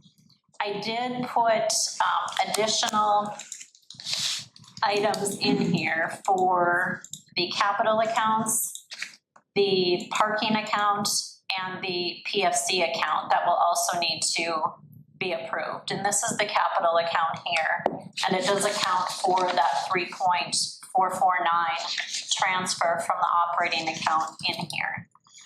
But I do also have built in here the $30 million that we will need to look at. So our capital projects, we have a lot of infrastructure, we have runways, we have a South GA. That brings our capital projects right now to about 46 million for next year. That 30 million doesn't mean we're going to use that 30 million in 2027. It means that if we're gonna bond, let's bond for what we need in 27, 28 to get us, started with some of these projects. It doesn't mean that it's all gonna go out the door in 2 months. Jen, are we anticipating self-funding construction projects again going forward? Not We do using have it, some smaller projects. but with the grant funded that we upfront the money and then recover it, we have the cash available instead of using a construction bond or, For these smaller projects? yeah. Well, for all projects, really. I mean, if we're gonna bond for 30 million, are we building up cash in there to also interim fund any grant revenues? Absolutely. That's why that transfer of that 3.4 from the operating into the capital will assist us in doing that. Okay. And I can give you a list of our capital projects that we have planned. Well, I think what we should do is we've already always known that the revenue bonds or the bonding is gonna have to take place, but we have a legislative session coming up and I think we should be talking to Bank of North Dakota. It would be a simpler transaction if they made some 2% money available and we wouldn't have to bond, because bonding, we've gotta go back through the city. And currently, right now, the Bank of North Dakota only allows you to have one loan outstanding. Yeah. So you know anybody at the state? Sometimes they change. And that's why I'm saying, yeah, if there's a No, legislation. I think that's something we need to be working with the legislative aspect.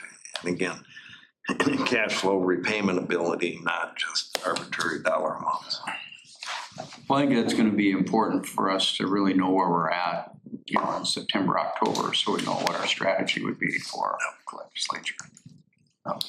And then also just to point out right now, this budget does show the 1.9 for the property tax. That was based from a recommendation from the city finance, Susan Thompson. However, when the next item that would be on the agenda would be to certify the property tax levy. And because all of the property tax numbers are not yet available, I would still recommend that this number be higher. So I believe Sean will also have some more information on that.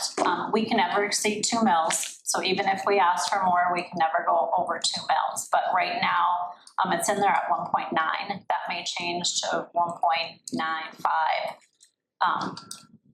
But that does need to be, certified and sent to the city. So the parking one is pretty straightforward. The parking one just has the debt payment in there, and then a couple of architectural services along with. We also have a built-in parking reserve cost that we just keep in there, that is required by our current parking management company. So we do show that as well. And then the other item, I don't have in here, and I will next time, is our PFC. And like I said, our PFC income it is based on employments. It's that $4.39 that you get charged every time you book a ticket. That money is paid to us from the airlines. So if employments are good, the PFC money will exceed. And right now, employments are tracking at 2.5 to 3% higher, so. And keep in mind the PFC money reimburses us for projects that we've completed. So we're carrying about 7 million in projects we've completed that we're getting reimbursed for now, slowly. Well, and again, that can be a discussion about, do we want to construction finance those projects, or do we want to use cash on hand? And how do we do that? Okay, any other questions on this preliminary budget? So when do we need to provide that to the city? What's the date? I believe within the next month, by the end of July, Susan Thompson was hoping that we would have it to her. We have budget workshops starting next week, so we'll be in the thick of it. And I think they want to have the budget finalized by, we're getting close near the end of the month. I think we set our request, we can't increase it, we can lower it. So you would like this, the city would like this in the next 2 weeks. You do your preliminary budget. Yeah. And, okay. Yep, I have a previous meeting I have to get to.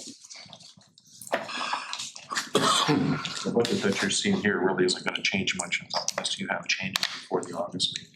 It's really not gonna change a whole lot.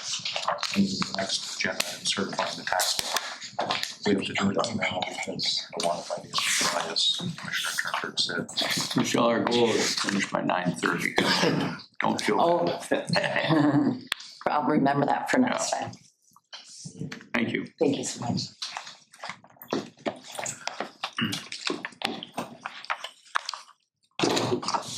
Yeah, I didn't want you talking about how you're gonna fluff it up for the city.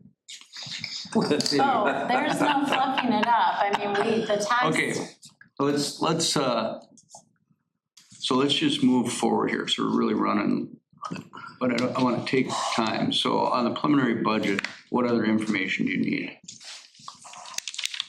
We just need your feedback before the next meeting, otherwise really nothing's gonna change. We'll show up the employee benefits amount with North Dakota Public Health Insurance Trust, a 0.76% increase. Outside of that, I think everything else is pretty much in order. Okay, any comments? Well, just my continual comment, and Tana will know this, that we've sort of established the consistent pattern of underestimating revenues and overestimating expenses and coming up to year end with, $1.5 to $2 million surplus. I know that's more comfortable and more desirable than that, but I just say it's going to continue to draw attention as the city continues to have problems with their budget, where we're asking for 1.9 million and we're showing at year end $1 to $2 million budget surplus. But that's two separate funds though. Our I know. surplus is in our operating and the 1.9 the city gives us is in our capital fund, which funds capital Right. projects only. Yep, but to 99% of the people, the city's providing $1.9 million. They don't know where the hell it goes or what it's for. And the difference between an operating budget and the capital budget, it's just the city is looking at, they're providing 1.9 million.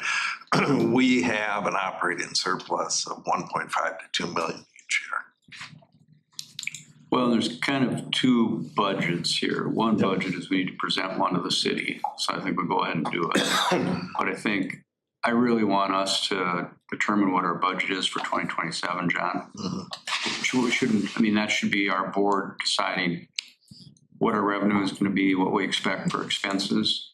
And so, again, whatever we feel, we should do that. So Brooks, did you have a comment? I was just gonna say, because what you were initially saying, I think is prepare comments for next meeting on that, right? Is that what you're asking us to do? Yeah, I think, what I'd like to do is maybe, I'd be willing to lead that, but have a couple, maybe three of us really review this budget, separate from just a presentation like this to make sure we're on board. Now, I guess what I'm saying is what the city needs is something right now. And we probably don't have time to do that. So I'm if we have comments, I'm not really concerned about that, getting that to the city. I think, Rick, we just make a request to the city for the 2 mills we've requested sort of consistently, that they can plug it into their budget. They can lower it, we can lower it. Well, and that's reality. Our budget will change if we don't get 2 mills. Yeah. So I think we should let this go forward get the city approval for the 2 mills, and then we should probably form a little committee to work on this for 2027, would be my thought. Do you have any other thoughts, Brooks? Okay. Yeah, Paul? Just for reference, I think we had already presented to the city by this time last year. Like it was already, like I think we're a little behind Now, now. what is our process, Sean? I know we've had problems in the past, and you've communicated our budget, you've met with them, and we've met with them. What are we doing to prevent us from getting crossways? There isn't anything. I mean, we're in constant contact with Susan and Mike Redlinger. There are The no timeline, issues. John. Timeline, typically we give them, we certify the levy in July. Right, we're 1 meeting now instead of 2 that we've had in the past. And we give them our final budget typically in August is when it's approved. No. That's what they've requested. Well, our challenge has been with the city commission, not the staff, so. It's not gonna be an issue. All right. Well, let's move forward to number 16. Now, so 50, to officially certify the levy in accordance with what the county advises each year is to have a higher dollar amount. I'd certify $1,975,000 not to exceed 2.0. It's higher. That's because the final taxable value won't be known until sometime after our budget needs to be. So what are you looking for here? To approve in accordance with the Century Code is what we have to do. To certify the levy to the city of Fargo for $1,975,000 not to exceed 2.0. Is there a second? Or someone want to make that motion? I'll make that motion. I'll second it. Any further discussion? Further discussion? We'll just do a voice vote. As many in favor, signify by saying aye. Aye. Nay. Motion carries. Okay, 16. So this is the exterior signage bid that was approved by the board at the last meeting, subject to Stacy's review. She has reviewed it. There's a note in the packet. I don't know if you have anything else or just want final approval before Mary engages 3D to order the signage. Any questions? I mean, the issue there was because they're changing the scope of their work, do we need to go back for bid? And Stacy's comment was no. Correct. So we've already approved the bid, right, to do the work. We're done. So we don't really need to do anything. Just affirming it on the public record that the review was done and it's there. Because it gave the contractor the option to provide new signage and or refurbish. They chose now to refurbish it. So we're in good shape. New signs. 17. Yeah. John? So this is in your packet. Ivy is online, I believe. Ivy, if you're here, don't know too much about this. This is for the mosaic wall that the board had commissioned. This is the agreement that's before you. So I don't know, Ivy, Stacy has looked at it. Yeah, you know, that's, if you recall last fall, there was an approval to transition the green wall to a moss wall to a mosaic wall. The artist at the time, we were aware, had a big Iceplex commitment until this summer. And so he's wrapping that up the first week of August. We'll be prepared to start on this. And so we wanted to just provide a draft contract, make sure we had a legal review, that everything was copacetic, and you guys could put eyes on it before we were ready to start next month. Okay, so what's your recommendation, Sean? Consider approval. I guess it's up to the board if you've already decided to work with Mr. Swery and start the mosaic. We will have McGough will be assisting and coordinating with the artist, and they'll be billing us on a time and material basis because this is outside the scope of the project. So this will be a time and material billing with McGough to just help you put together the materials that are needed to properly install the mosaic. Okay, is there a motion? I'll make a motion To to approve it? approve the contract. Okay, second. Second. Okay. Discussion. Yeah, I think we already had something in the budget for installing the moss wall. So I'm wondering if that allocation that had been designated for moss wall install. Should have a credit back for that. Correct. Yeah. Yes, if I can speak, I did talk to Joe about that, and Joe, what was determined at the one meeting was Joe was giving us a credit back on our GMPs for it, minus whatever cost you needed to take out, and then the airport would be paying for it for 100%.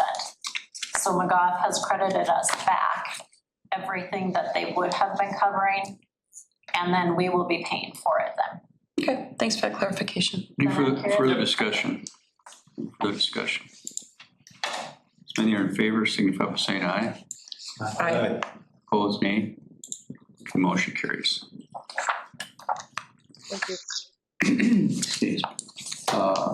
18, update on parking ramp construction. This one's me for the ramp discussion.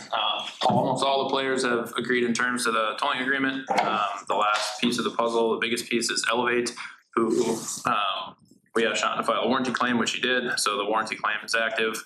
Elevate has said they should be here this week to do their review, and then we will finally have all the players at the table to move forward. We'll see what Elevate is willing to step up and take care of on the warranty they provided. Any questions? My main concern is just the weather. Yes, that is our biggest concern as If we well. don't have an agreement, I still think we need to go ahead with the roof replacement. Yes, we completely agree. Okay. Any other questions? Okay, and then, yeah, any questions? Joe, thank you. Okay, AI generated board meeting summary. We were asked to experiment with this. We still can today. I don't know that you've seen the minutes that Joan can send out, literally right after the meeting. Technology is not quite there yet. I don't know if you have any suggestions, Brooks, on different AI meeting generation software. Yeah, my suggestion is just, so we use Granola a lot. It's pretty effective. You've got to review it and clean it up a little bit. So it's not, you can't count on it to just, go full, full sideboard on you, but you gotta clean it up a bit. But we use it a ton, it's effective, so. So it's a work in progress. Like I say, the video is always going to be available when the city posts it, and see, we'll do the traditional, we'll have the AI, and of course you have the video one as well. So if you have any other comments, we'll just keep doing what we're doing, I guess. Okay, any other comments? Okay, let's go to the marketing update. So in your packet, this was in there last time. Madison is here. If you want to know Madison, just give you an update on what she's doing. Sarah Flowers had provided the Q1 reviews that were available at the last meeting, so those are self-explanatory. You can read those, but Madison's here. She's doing a great job and fully acclimated with the airport environments. Hey, Madison. Hello. Welcome. So you want more of a review of what I've been working on, is that correct? I think just kind of a high level, how it's going, thoughts, I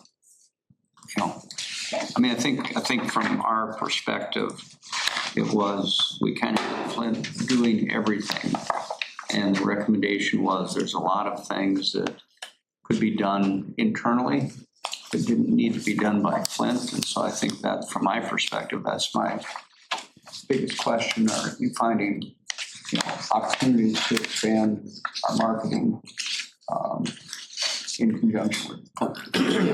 Yeah, so the last few months I've been learning a lot from Flint and working on various projects external from what they've been working on and continuing to work on. So I'm really looking forward to the conferences coming up to be able to learn more and to be able to cover some of those aspects that you were concerned about with between Flint and I. So Whatever you want to say. Any questions for Madison? Paula? I have a question. What is the status of the FID screens in the terminal and getting those programmed so that we can promote airport amenities? AeroCloud was working on figuring out how we can adjust the portrait orientation so that it can hold a video. I figured that would be the easiest way to be able to kind of highlight all of our amenities. We're limited to the number of options that we can post at a certain time, and we don't necessarily have full control over that at this time. And so working with them still in figuring that out. But I have some designs made. It's just a matter of getting the technology aligned so that we can get those posted. So do you have a timeline for when we'll be seeing something on those vid screens than just the logo. I do not. I will connect with them and see what we can do in the meantime. I think it's a huge missed opportunity for the airport to not be promoting everything from the Sunflower program to the virtual reality room to parking, et cetera. Yeah, their operation for right now for external participants is to do a horizontal screen, and most of our screens are portrait, so that's where that discrepancy is. So we're working on that. So. Okay, is it the same company that does the Minneapolis ones or no? Because I know a lot of theirs are the portrait. So, okay. I'll reach out to them and see if we have any updates. Thank you, appreciate that. Other questions for Madison? Okay, thank you. Thank you.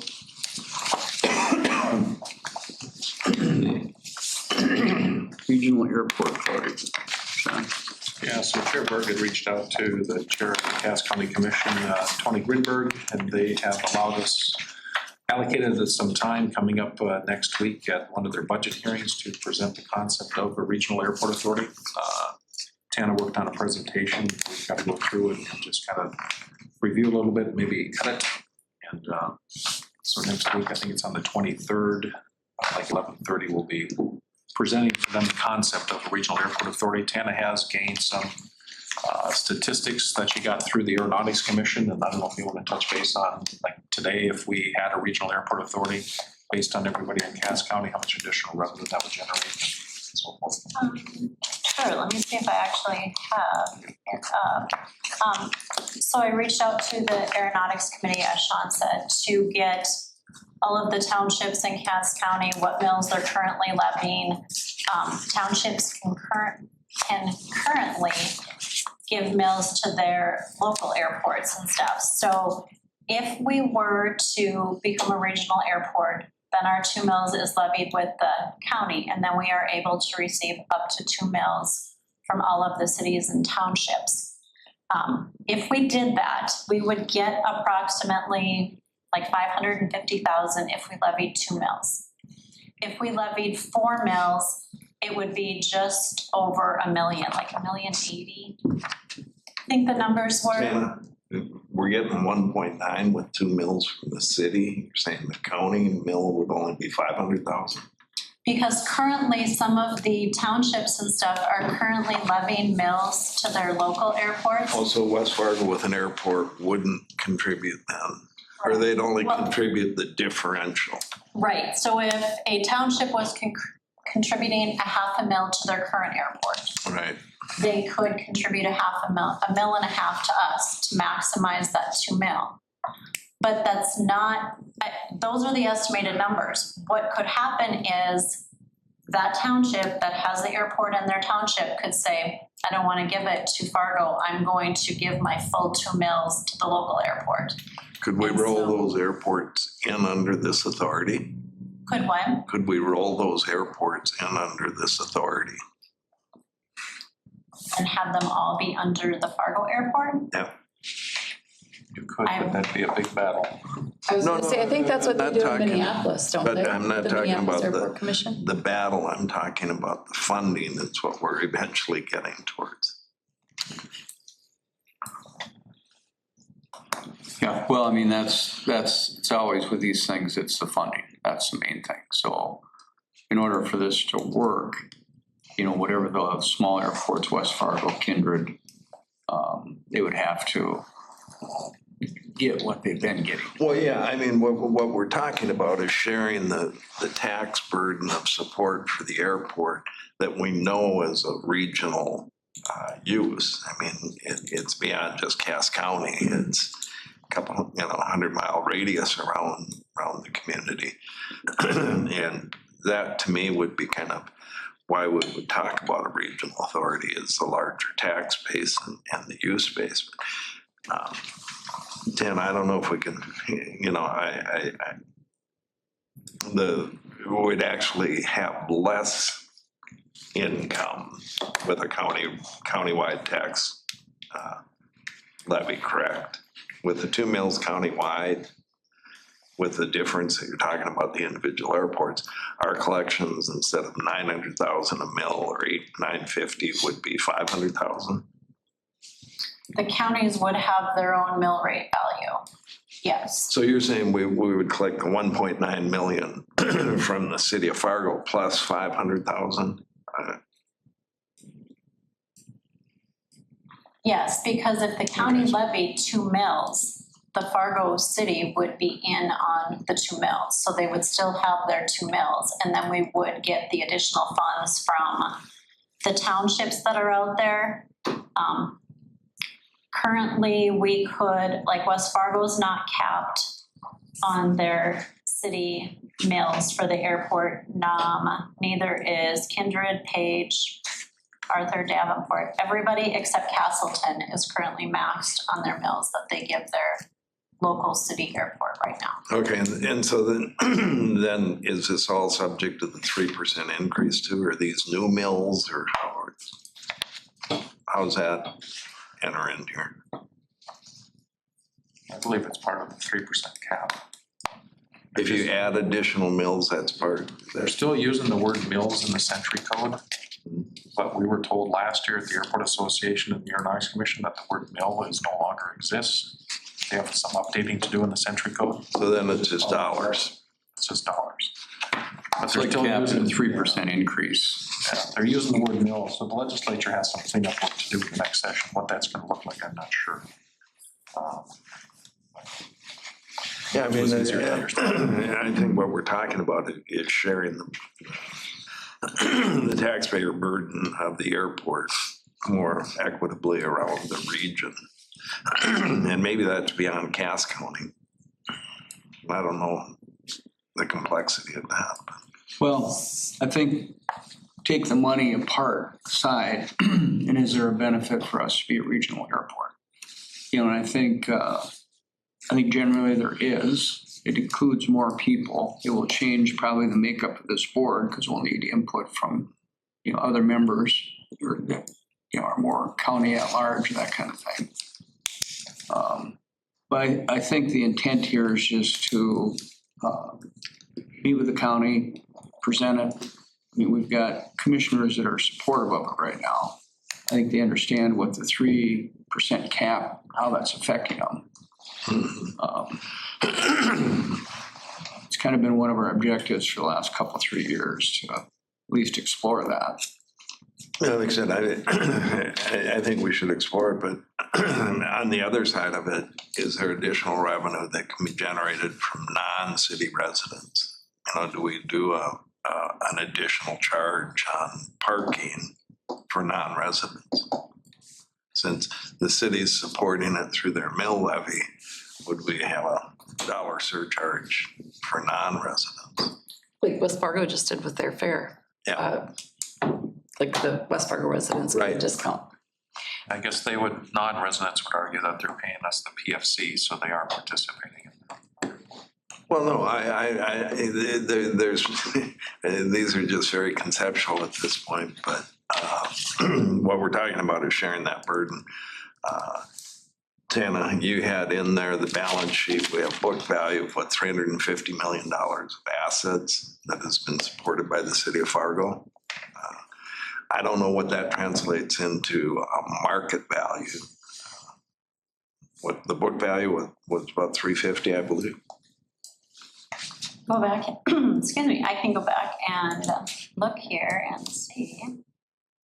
Mr. Chair, or Tana. Our assets were 3.38. So all the townships would add an extra mill or whatever to their residents and designate that additional to the airport. Okay. Correct. But if they have an airport located in their township, they can also say, instead of us, even though we raise the mill, they can say, instead of giving the money to you, we're going to give the full 2 mills to our local airport.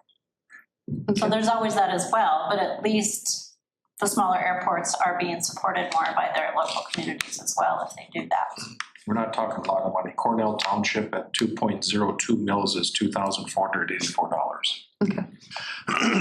it's. No, I think West Fargo and Castleton's probably the biggest. West Fargo's at 2 mills is 560,987 this year.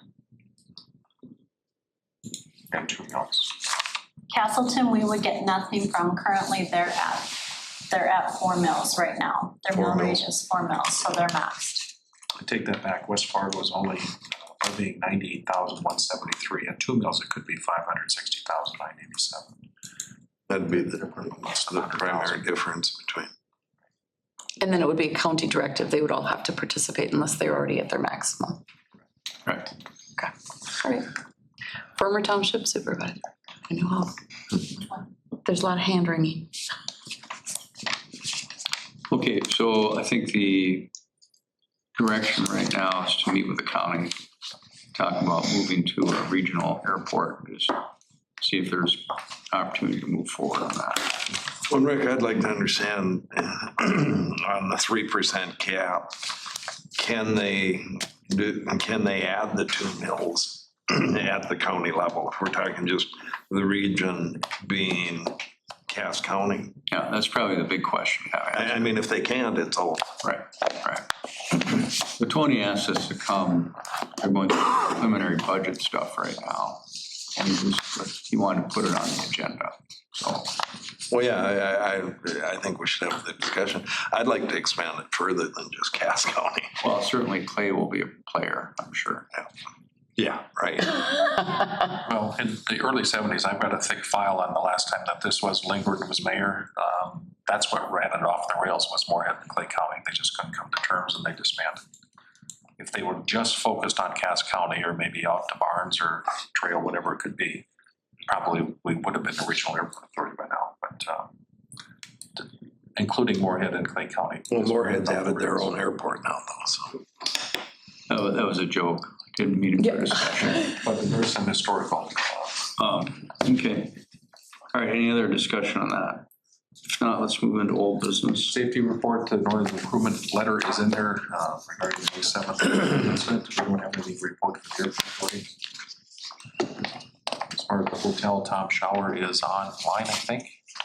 If he's not. He is not. I guess not really much to update.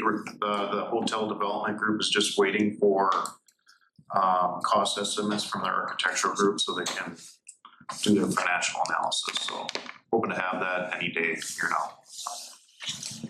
And the liquor license will be before the Liquor Control Board tomorrow at 1:30, hopefully with some final approval to move forward to the next step. Austin from Skyline will be online answering the questions. I think Commissioner Turnberg is the new chair, I believe, of the Liquor Control Board. Oh, Mayor? Okay. Just one thing, and I've been there a couple times. I still don't think we're getting through to the liquor control that we're asking for the same abilities that we're seeing at the Fargo Dome or Bison Sports Arena, Shields Arena, and that we will comply with the requirements of those for remote service of alcohol. And they keep taking us back saying, how are you going to handle this situation? How are you going to handle that situation? Those situations are already handled at the bar. That whatever the policy is to allow somebody to buy an alcoholic beverage, take it back to their seat, whatever we have to do to comply with that, we will. And so we aren't, I get frustrated because they keep taking us back to their hypothetical what ifs that have already been solved in the other venues. And so I was asked in an email by one of the board members is who's gonna pick up the trash? And that's the minutia that we've dove into. But my hope is that with tomorrow's meeting, I definitely understand they do want to move forward with this, but it's a kind of a knee-jerk back and forth. I understand that there likely will be a vote tomorrow following Austin's final presentation. I mean, we know this is the fourth time we'll be having been in front of this board. So.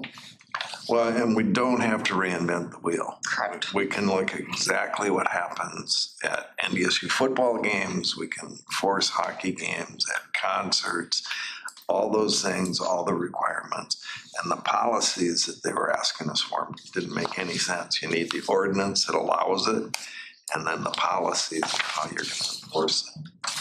And that's where I hope, and the city attorney's office is more than willing to work with us. I hope that that is the finish line we cross tomorrow.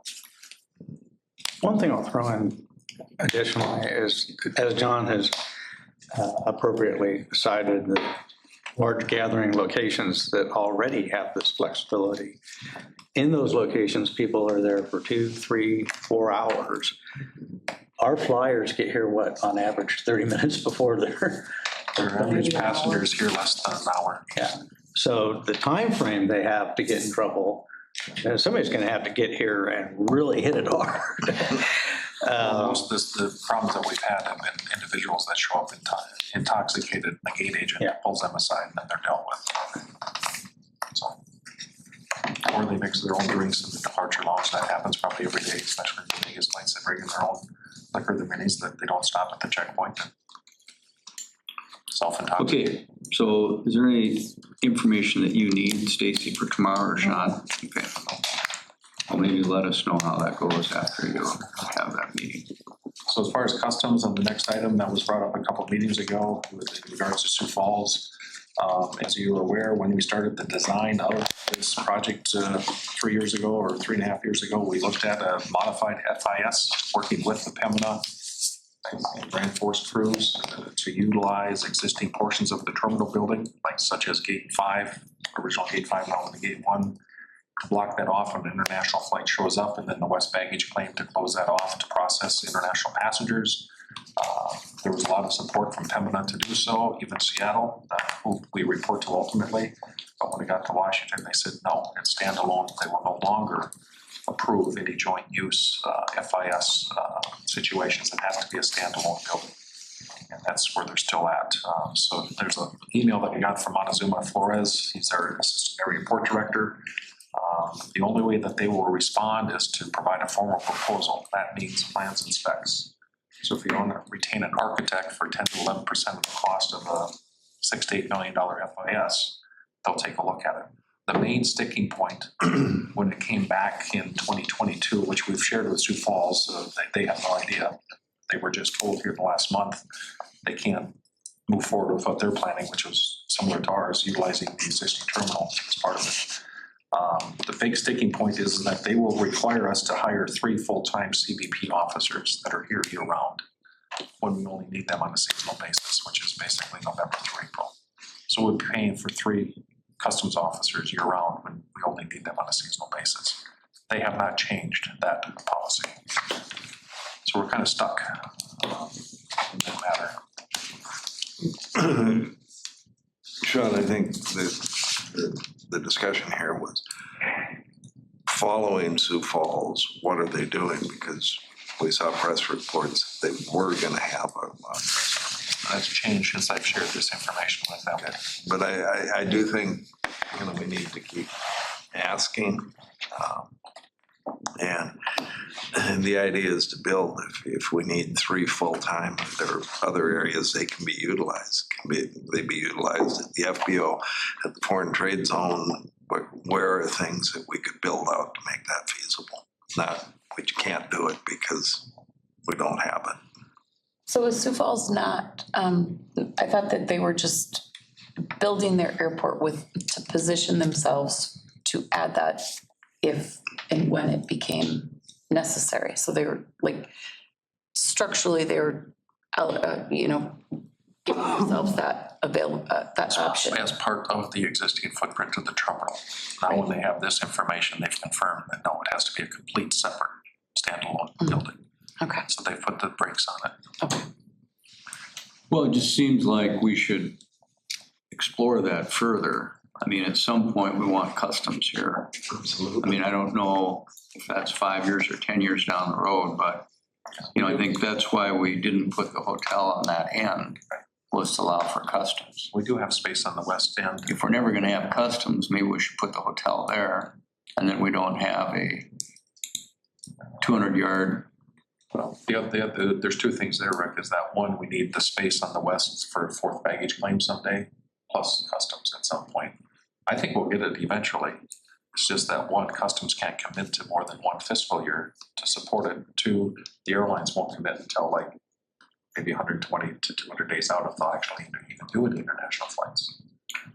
So you could have customs agents sitting here with no international Yeah, flights. well, I mean, it's a combination of things. Like anything else, we would want to find the demand and our airlines willing to add international flights if we had it. Right. That's all subject to change, but that could, I'm not sure, but to me, we got to figure out what the demand is and what the obstacles are for customs coming here.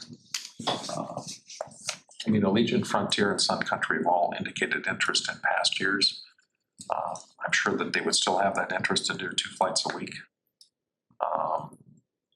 But see where that goes now with Allegiant and Sun Country merging. Cancun's our #1 international destination. There are a handful of destinations like in Aruba where you pre-clear customs before you come back. So that would be an opportunity for us to offer an international service where they clear the customs at their origination, for instance, like Aruba. So that would be another way, a workaround that we could maybe encourage some carriers to look at those destinations. What's the committee's wishes with this? Do we? Well, I think, Rick, we just need to continually be looking at how do we expand to that. We do have a joint meeting coming up with the Chamber of Commerce. Is there a business connection and support for customs? I don't know companies in the area if they're clearing things through customs in different areas. What are all the potentials? Not just we can't do it. Let's find the way to do it and make a decision whether or not, if it needs to be subsidized, are we willing to do that?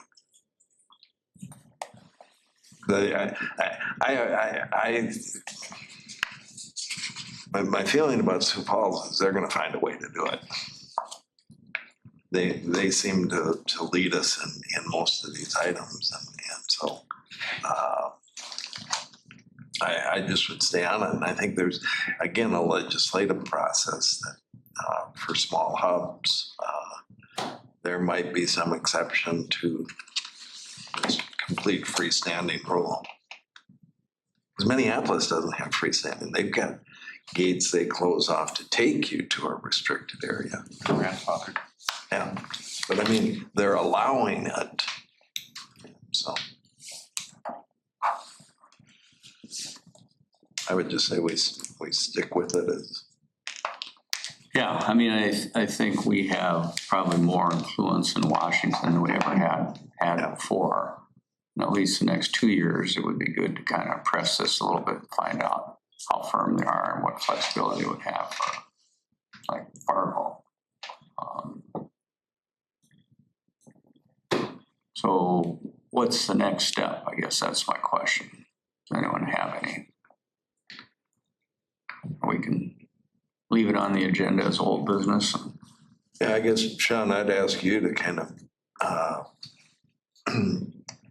follow what Sioux Falls is doing. If we're seeing any of those, like you said, Minneapolis is grandfathered in. What would it take?